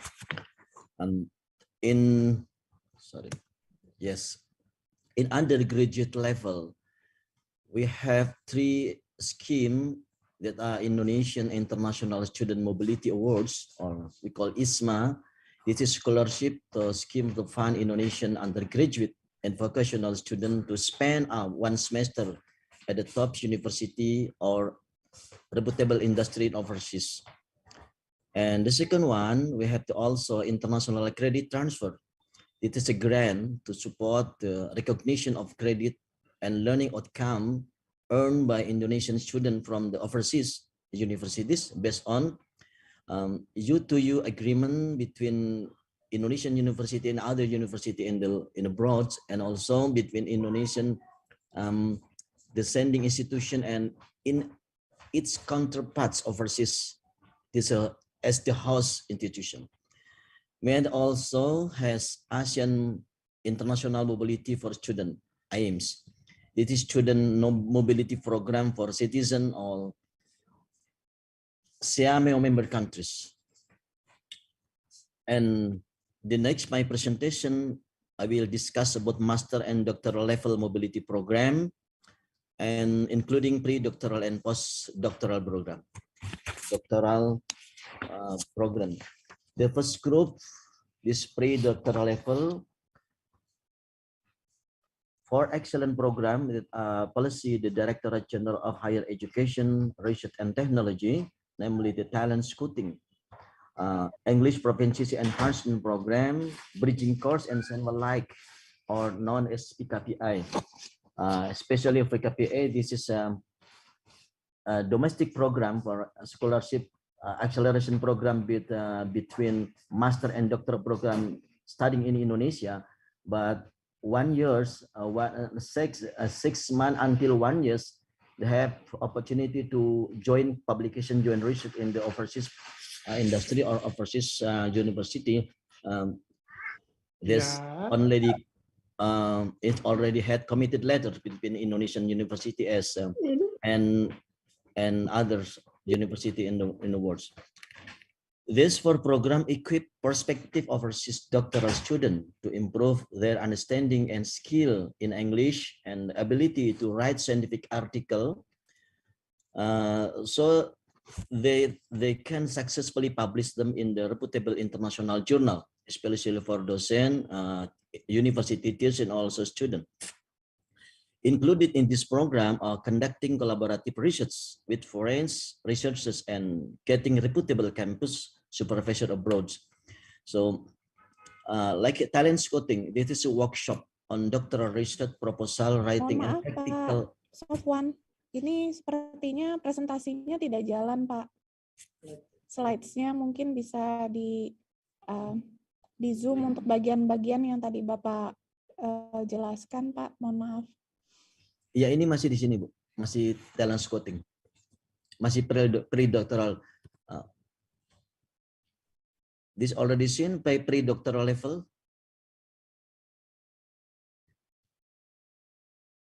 Yeah, is correct. Okay. This is pre-doctoral level. This already talent scouting, English proficiency enhanced program, and bridging course, and all of PKPI. I already mentioned PKPI as expanded scholarship program acceleration student between master and doctoral program studying in Indonesian university, and all student has opportunity to research collaboration between Indonesian university and research industry or research research agent in overseas that already has committed letter between Indonesia and overseas. And the second group program is Master and Doctoral Education Program. The Ministry of Education, Culture, Research, and Technology, and supported by funding from the Indonesia Endowment Fund for Education, this LPDP, and under Ministry of Finance, programmatically encourage lectures, teacher university at public and private university to take master and doctoral degree both domestically university and also abroad university, including joint degree and double degree. This is one scheme for the mobility program. In addition, we have also program that has joint funding program, one of which is with Austria, the Indonesia Australia scholarship program. This collaboration invite potential Indonesian lecturers to take doctoral program at university in Austria with a funding scheme from the both countries. This is sharing funding between Indonesia and Australia. So that student, they have two resources funding from Indonesia and also from Austria. Ladies and gentlemen, the next program, the third program group, the third group program is postdoctoral. For this group program is in addition to the postdoctoral program, also the Ministry of Education, Culture, Research, and Technology has several programs such as we call SAME, Scheme for Academic Mobility and Exchange, World-Class Professor, and also DICTI SPS program. This is joint research project. These programs are very prestigious and excellent program for Indonesian lecturers. This program encourages Indonesian lecturers to collaborate in the international level with world-class professor in research activity and also in publication, joint publication between Indonesian professor and overseas university professor. Especially GSPS or Japan Society for the Promotion of Science program allow lecture with Indonesian doctoral degree to collaborate with Japanese researchers on the research project. We hope that collaboration like this will also be carried out with other countries, especially USA, UK, and Australia, and other countries in the world. That have a potential collaboration between abroad and Indonesian university. And the last, we have also scholarship from the overseas partner. Finally, we also have scholarship program with partner when abroad, SIARSA, full MS and PhD, master degree and PhD, especially for SIAME member countries. The second one, we have also the Spindem Hungaricum. Even provides scholarship for undergraduates, master, and also doctoral degrees from the Hungarian government. And finally, we have also the Earn Smart Grand Asia Uninets collaboration program, providing doctoral sandwich program and postdoctoral program in Austrian university with funding from the Australian government. So the helpen. Finally, I do hope that the mobility and exchange program will continue and improve the quality of Indonesian human resources, especially lecture from the Indonesian university, both state and private university, and also we have to improve the next generation of Indonesia to get the, international level.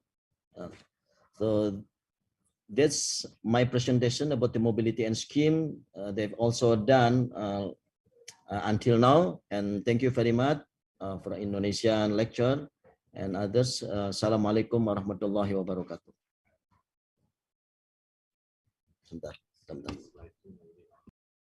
Thank you, Pak Sofwan, for your presentation. I think there's probably a technical issue on the slides, but my slide is not going on. Yeah, it's not moving. Sorry. But it's okay.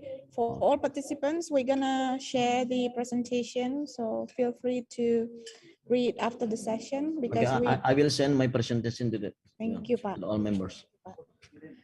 So moving on to the next session, we will I would like to invite Oliver Anderson from Us Consulting to say a few words, which basically explaining about the support that Us Consulting can offer for university in Indonesia to connect with university in these 3 countries in collaboration with Cormac Consulting. So, Oliver. Hi, everyone. Can you hear me? Yeah? Okay, great. So I won't take up too much of your time. Our company, Us Consulting, we support Cormac and several other overseas groups, developing relationships with Indonesia in the education space, either in K-12 schools, education technology, EdTech, or in this case, further and higher and adult education and the TVET sector as well. Our role is really filling some of the gaps in terms of putting the relationships together and making sure that they work in terms of the regulations and the frameworks. I see several questions pinging around there that our presenters have alluded to, particularly Tom, about the regulatory framework, and some of the universities as well, how to actually operationalize these partnerships. That's the role we play. We advise foreign groups and domestic operators within Indonesia to do that, because as they say in English, the devil's in the detail, right? And well, more often it's the devil's in the execution, which is the most difficult part, and negotiating those regulatory frameworks. So that's the role we play.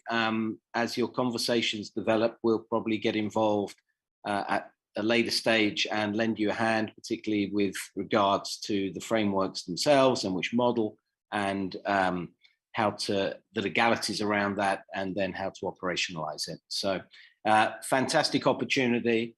The special thanks to the directorate.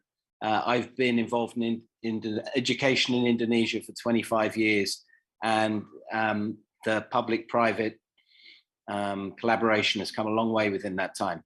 And essentially it's down to the current administration and this directorate in particular engaging private and public sectors to really develop higher ed and workplace skills within Indonesia and beyond. So thank you very much, everyone, and looking forward to the next session.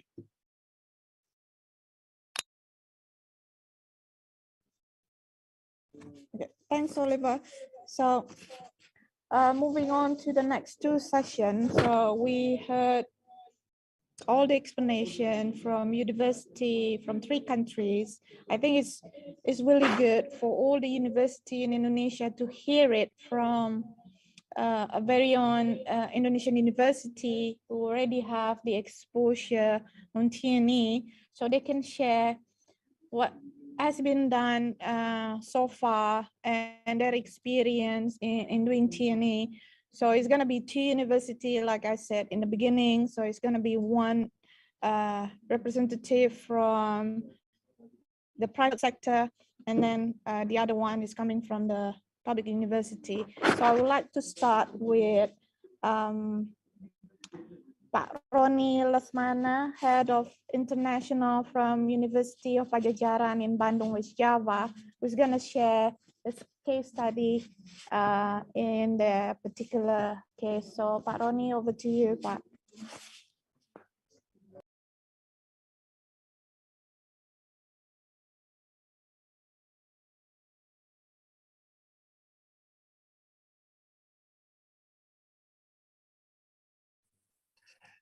Thank you.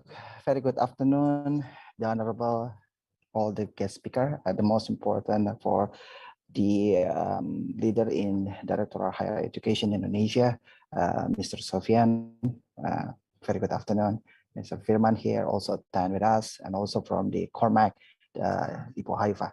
Very good afternoon. Salam sejahtera buat kita semua. Assalamualaikum Bapak Ibu semua. So today I would like to share a little bit about what our university has been working on within last few years. We know that this is not an instant job, but we have been doing it for years.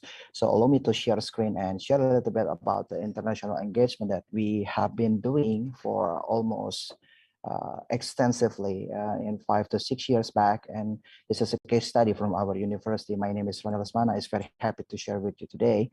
So our Universitas Pajajaran has been established with a new vision, beneficial and global. It has been established since 1957.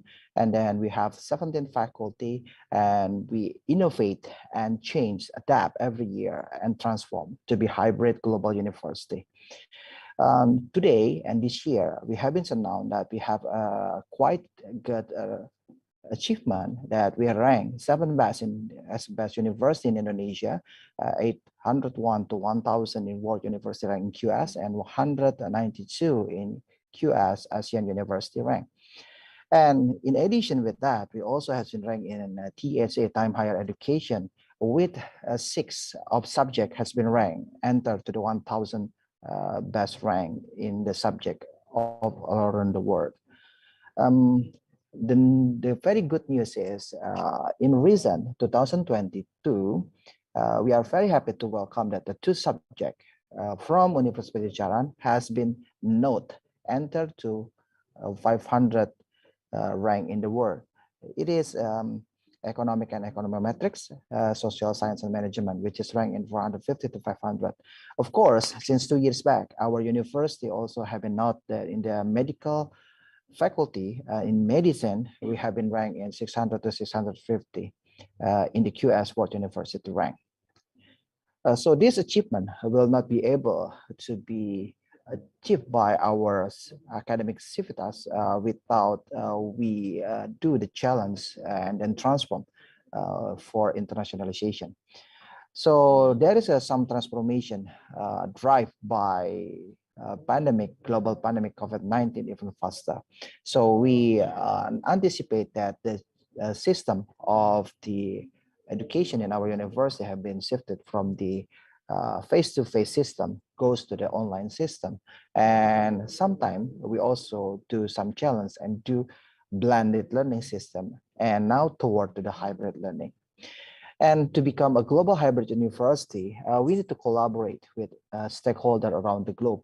And Universitas Pajajaran have been evolving within these 3 years to counter the pandemic and collaborate online and offline with all partners, even closer with develop several strategic programs. So if we see the current situation in our university, we have 81 institutions from 18 countries in Europe have been collaborating with us, and 13 institutions from United States, and 4 institutions in 3 countries in Africa. And in Australia, we also have 18 institutions collaborate with us. The most collaboration has been established in Asia, So in Asia continent, we have 109 institutions have MOU and collaboration with our university, and it's come from 11 countries. So if we distribute and make a map, even details from this data, we see that Universitas Jaran have a very close relation with specific Asian country, which is Japan. We have 48 MOU across the university in Japan. Also, if we see the data, our university also have a very close relation with a Malaysian university. We have a 22 collaboration with a Malaysian. Australia, Netherlands, Germany, USA, Thailand, UK, France, Korea, Russian, and the latest one, unfortunately, we have a very few from Vietnam and from other country, which is potential also like Irlandia, Ireland, Swedish, and also Switzerland. So how we utilizing our strength with those MOU, we create and develop the approach as UNPAD for global research academic collaboration. So we bring research and academic collaboration as a entry point for friends to understand the character of UNPAD academic and research situation and make a project together and bring it for the benefit to the society. So MOU that we have with friends across the globe, 26 of the MOU is based on research activity. So this is the prominent researcher that we try to gather and drive them to join with the specific activity and targeted some funding and get some product which is can be delivered for not only publication but also for many other purposes, kind of a solid product for the market or for the implementation based on the technology or based on the knowledge background theory. Example to develop the concern about the harmful effect of the smoking, we developed a specific project with Catania University in Italy, and this project is funded fully from the COEHAR and ICLAT from the Italian and European funder. So we running this specific project, included many lecturer and also student from our side, and this project support the student and lecturer to go and come based on the funding to Italy and other countries in Europe. And also we develop and thrive based on research activity with Tokyo University, and also we can drive this collaboration even deeper, and some of other university also can engage with the funder from Japan, Satrap example. This is just funded this year. So this kind of activity become one of the approach for us to engage even closer with friends across the globe. Other example, we also have a good collaboration with Le Mans University in France. And then this is not a short story. This is short story, but long process for sure. And we started from 2016, and we developed a recent collaboration not only for a research project, but at the end, we get a U project and granted the grant research for this collaboration. So what is the activity inside this collaboration? We do a joint research publication with preparation for a joint proposal, which is just applied and get granted. And we're planning for staff and student action internship program, and also definitely involve the Le Mans lecturer, researcher from Marine Conservation Master Program in our faculty, Marine and Science in Unpad. What is the outcome of this project? As I told you, this is not only target the publication, but also the product. But I will show the little bit example. This is the publication result of this collaboration. 2016, we got one international joint publication in the Q1, and 2017 we have two. 2018 we have one book chapter. 2019 the project is getting growing even more, and then we get almost 4 publications. And if we see here, the second approach is we also develop the international research project. So the project is not only based on academic, on research, but also based on academic. So we created the academic approach system and conservation project. by design with some university from UK is Newcastle University. We also developed the international academic system and preservation with the University of Philippines. The third approaches that you just want to highlight is about international academic program.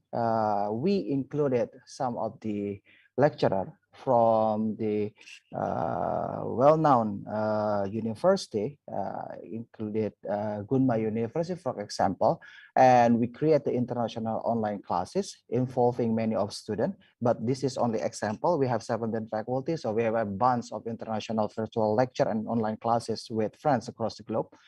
And we create also the training online course system. We create the summer program, this is also have been connected with the international certification training foundation, or the bureau who accreditate and give the acknowledge about the some skills accreditation process for a specific knowledge background. In addition, like we told you, some of the project have been create the other project. The research collaboration project have been driven to academic exchange project, which is give the opportunity for our student to be able to go and have the opportunity to learn many specific technique in Europe or United States. So the ISPM exchange program has been developed from the research project of Koehar University Catania with UNPAD project. So one project could create the other project. So by bringing the right person in the right place to create and collaborate in the good project, it will create a many project which can enhance the global exposure for not only for the lecturer but also for the student, and bring benefit for the university for sure. So as a summary, let me take as short as this, that global pandemic drive adaptation and transformation of international of Universitas Jaran.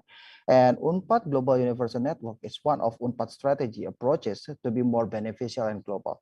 And for our take-home message, which is very important, elaborate academic and research, and definitely community engagement as a machinery for synergizing the transnational UNPAD. This is one of the approaches that maybe can be considered by the other university who become an audience today to also use the same strategy, how we will bring our university to be more transnational or to be more international and bring the benefit for sure for the global society. So thank you so much. I'm very happy with the opportunity. I will return back to the Ibu Haifa. Thank you so much.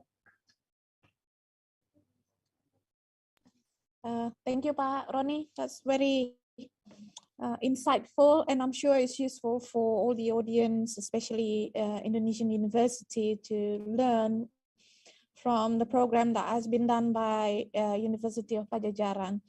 That's a lot of collaboration, Pak Roni. So I hope at least don't look at big things just yet. Just start slowly. Probably, other university can start at, small and just one program and see which one works, which one is not.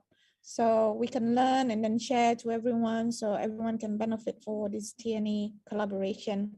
So the next session will be from University of Trisakti, one of the leading private university in Indonesia, who's going to share.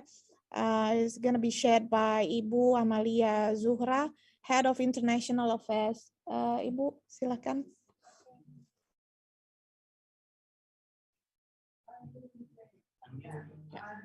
Oke, terima kasih Ibu Haifa. Good afternoon, ladies and gentlemen, Bapak, Ibu-Ibu.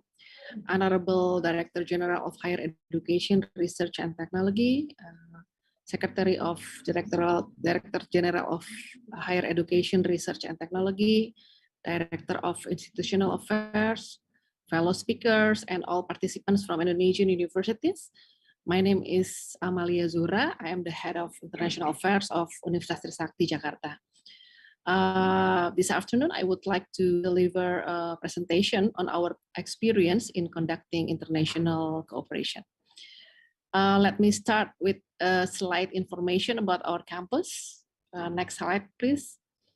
Okay, Universitas Trisakti is a leading and the oldest private university in Indonesia.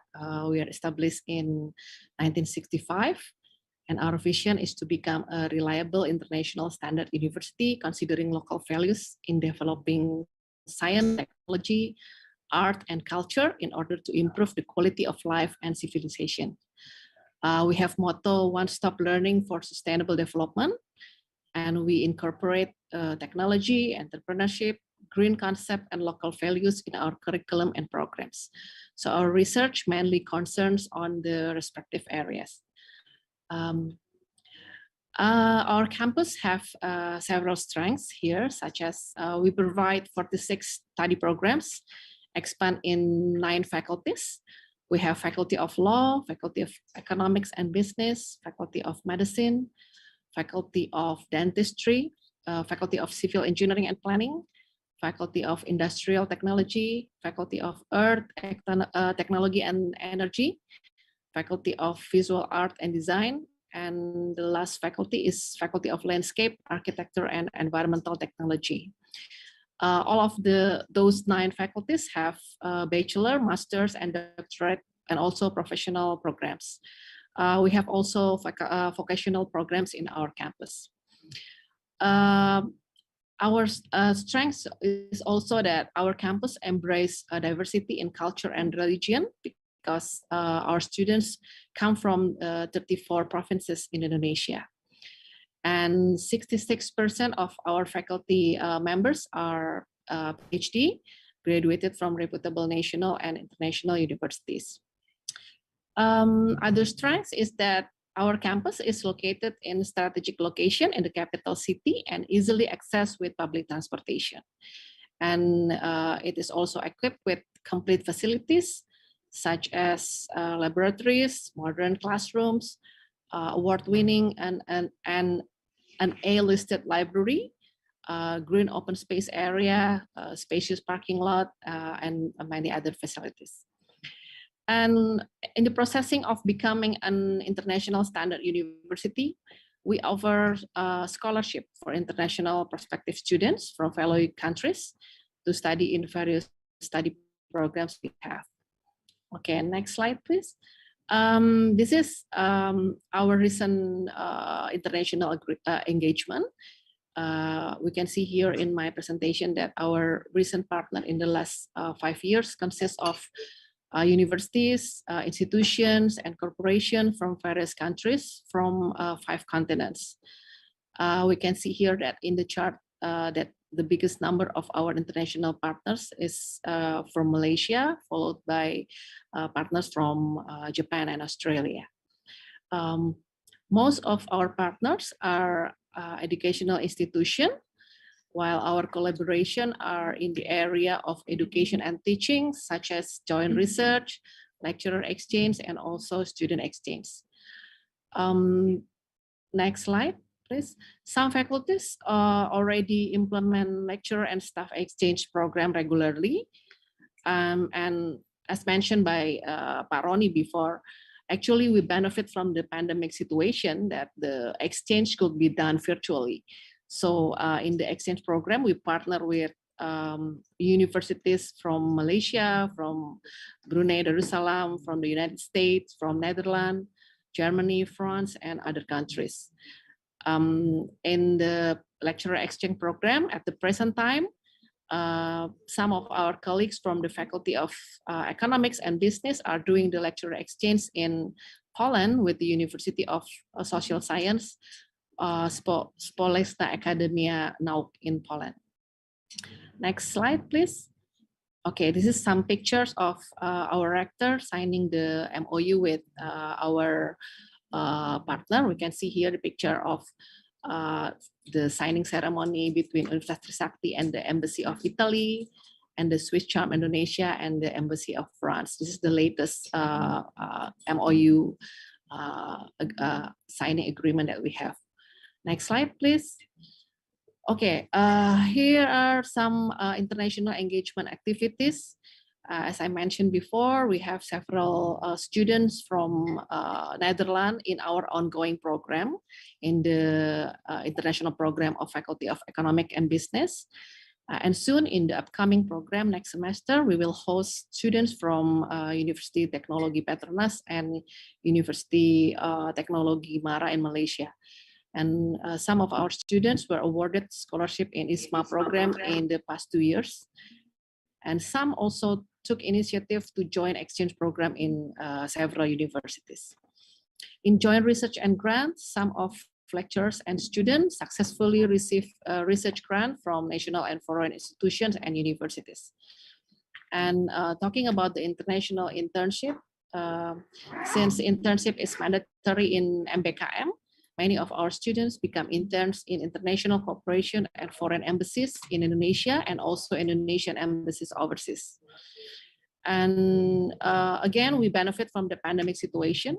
So for the last 2 years, we have organized numerous online international webinars with various topics in collaboration with our foreign university partners. Okay, other thing is that we have foreign language course taught by native teachers. Because in Trisakti, we have a culture center that organize several foreign language courses beside English, such as Mandarin, Italian, and Spanish. Soon, we will also start a Korean language course. And beside that, we also provide Bahasa Indonesia for Foreign Speaker or BIPA that already runs for 14 years. Other strength or activities that we have that Universitas Trisakti also conducting IELTS tests because we realize that English proficiency is essential for students who wish to continue their study or to join student exchange program. Therefore, along with the IDP Indonesia, we became the test center that conduct IELTS tests regularly for our students and lecturers. And this test is also open for public. We also conduct many international culture activities because we agree that culture is inseparable aspects from academic aspect. So Universitas Trisakti organize many cultural programs such as exhibition, stadium generale, discussion, art performance, and other activities. And we also involve international partners such as embassies and foreign universities from China, Latin America, Italy, etc. Next slide, please. Okay. We do realize that we are still coping with some obstacles and challenges to achieve our goals. Those problems that I mentioned before is pandemic situation. While at some point this condition brings some benefit in terms of cost efficiency. However, we believe that international exposure still needs real experience by the physical appearance. Other problem is financial support for joint research.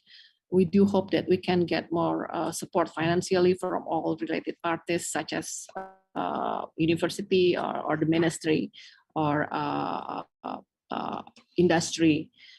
And then other obstacles or challenge is the high cost in partner university. This might be one of the very common issue in internationalization because sometimes partner university charge relatively expensive costs for their courses. Other challenges is that we have limited number of international programs.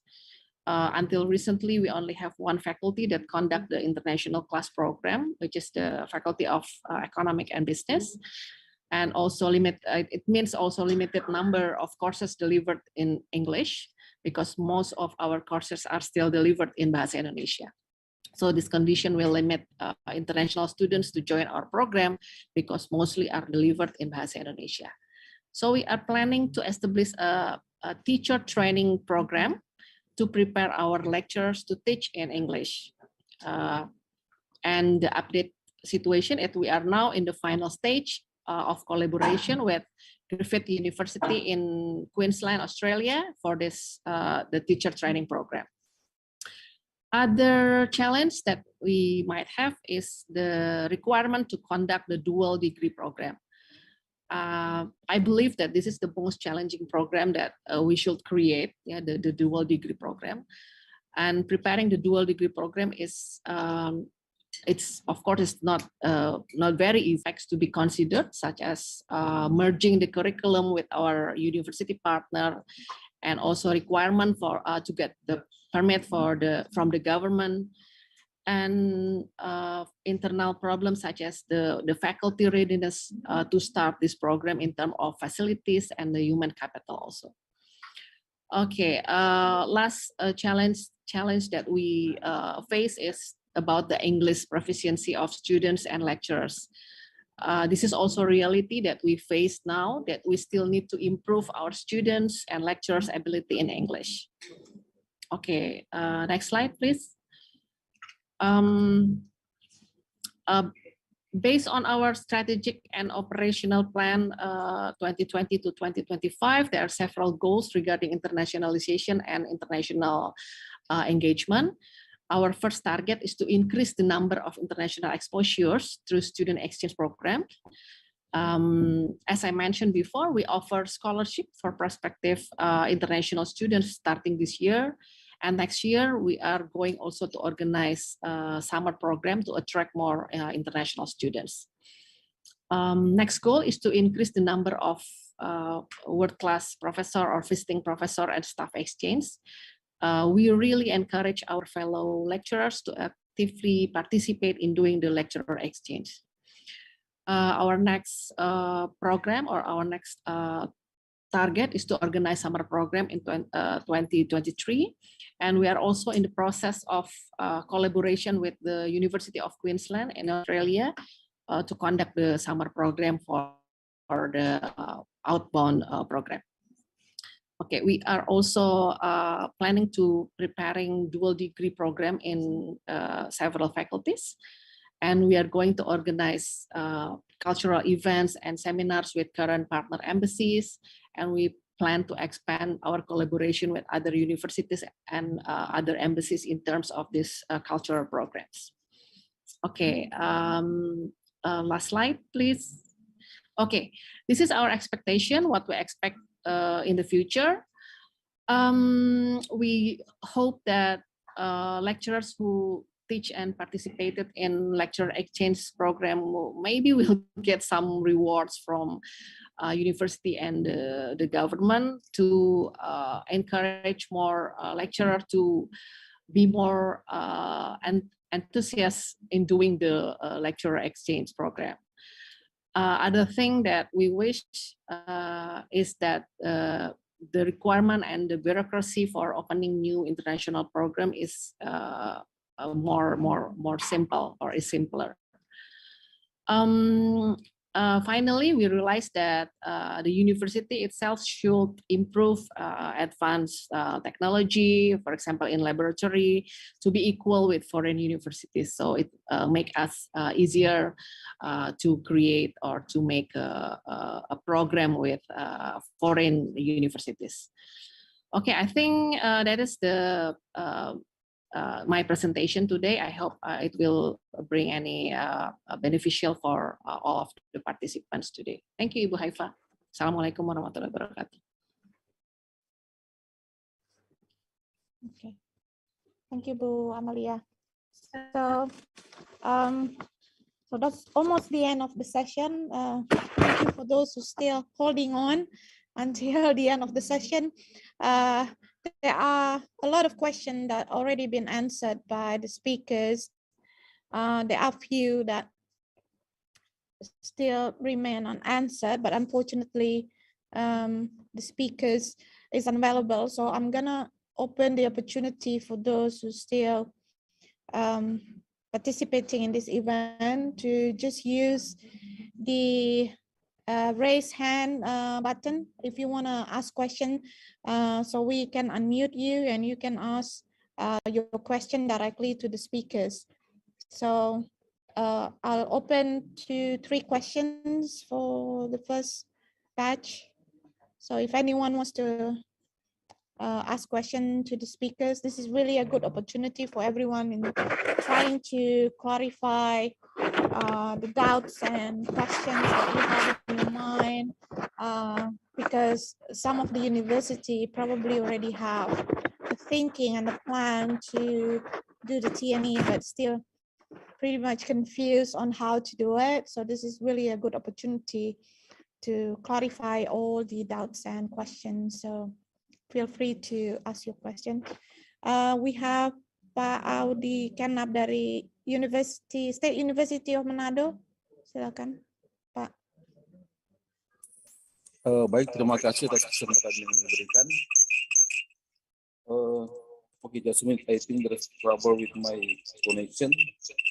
I want to ask to Ms. Lian Konstantin from University of St. Louis. Okay,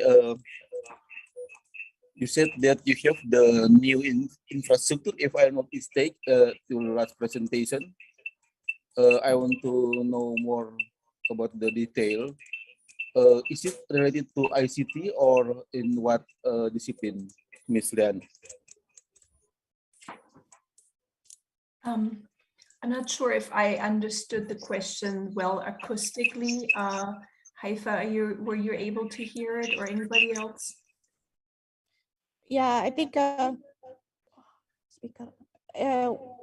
there's probably a technical issue, but I think the question is also on the chat box, Lian. So if you don't mind, just read the question in the chat box.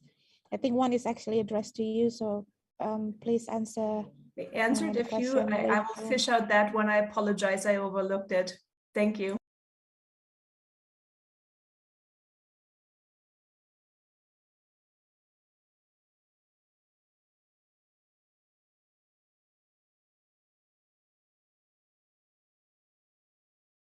So if I may help you, Lian, there's one question asking about researcher exchange program for one term, for example, and also some of the requirements to do TNE from your perspective.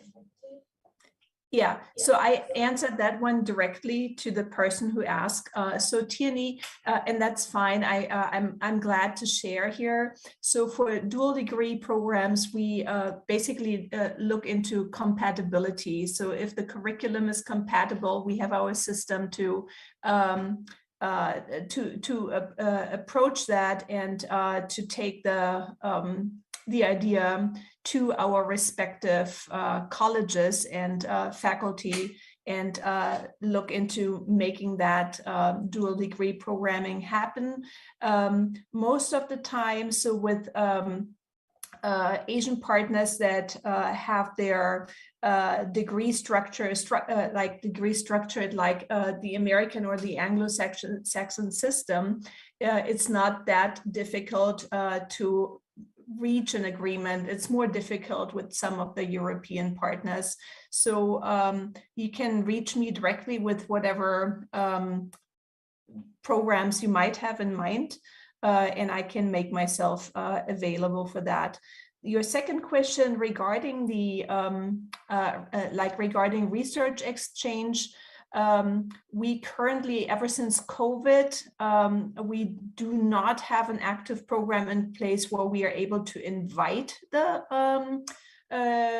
researcher and cover their costs. However, this semester, we have been very pleased that the first international researchers are coming back. And as long as they are hosted by a department, we can definitely make that fly depending on what your research area is. I can also help university partners here in the call to find a potential partner and to receive an invitation. However, the coverage, the financial coverage needs to come from the Indonesian side for the time being. Okay, thanks, Lian. So I still invite questions from all the audience. Just use the raise hand function. It's below the your Zoom with the reaction. You can choose, or you can just put the thumbs up so I can call your name and you can ask your questions. So just while waiting for everyone to think about their questions, I would like to remind everyone to fill in the form that is shared in the chat box. So for all Indonesian university that are attending this session, if you are interested in participating in your international program and part of the TNE in collaboration with universities in UK, USA, and Australia, please fill in the forms within 2 days. So Dikti will facilitate your follow-up session with university in accordance with your programs, your priorities, and what kind of models that you actually choose. So you can have a follow-up session with the university after this session. So I think we have Aziz who wants to say something. So Aziz, over to you. Thank you, Haifa. I just wanted to add a comment. We're looking at TNE, and the case studies were really interesting and very kind of informative, and they relied, or they were primarily based on teaching collaboration and mobility. And Leanne has just also illustrated the point that as soon as you have students traveling to the UK, to the US, it becomes very expensive and becomes only affordable by a small minority of students. What we're looking here in terms of TNE is how can we bring international experience, international qualifications to many more students, not to those who can afford large tuition fees and living costs. And so kind of for the international universities is kind of how can we take our program, what can we do within our regulations, what kind of models are we allowed to operate, who is the right partner for us as the international universities. And on the kind of, there are plenty of models on the menu for the local, the Indonesian universities, also to see it as kind of what kind of syllabus content do we need to bring in to take us into, we were hearing industry 4.0 and benefiting the Indonesian economy and benefiting all our students, not just those who have the financial means. And for the Indonesian authorities, whether it's the ministries or directorate, is kind of how do we open the doors to bring accredited international universities that are recognized in their own countries, so they bring that intellectual property to Indonesia and benefit our students, our universities, and our staff, and not only think about the model where a student or a staff need to leave Indonesia to be able to experience international qualifications. And if they're concerned locally, is to remember that an accredited, a recognized university has to treat those students exactly the same way as it treats the student on its own campus. It's accountable to its own quality assurance agencies. So TNE is not a way of making quick money and leaving. So I think that's what all the stakeholders need to remember. Ultimately, it's about benefiting the host country much more than benefiting just the international university.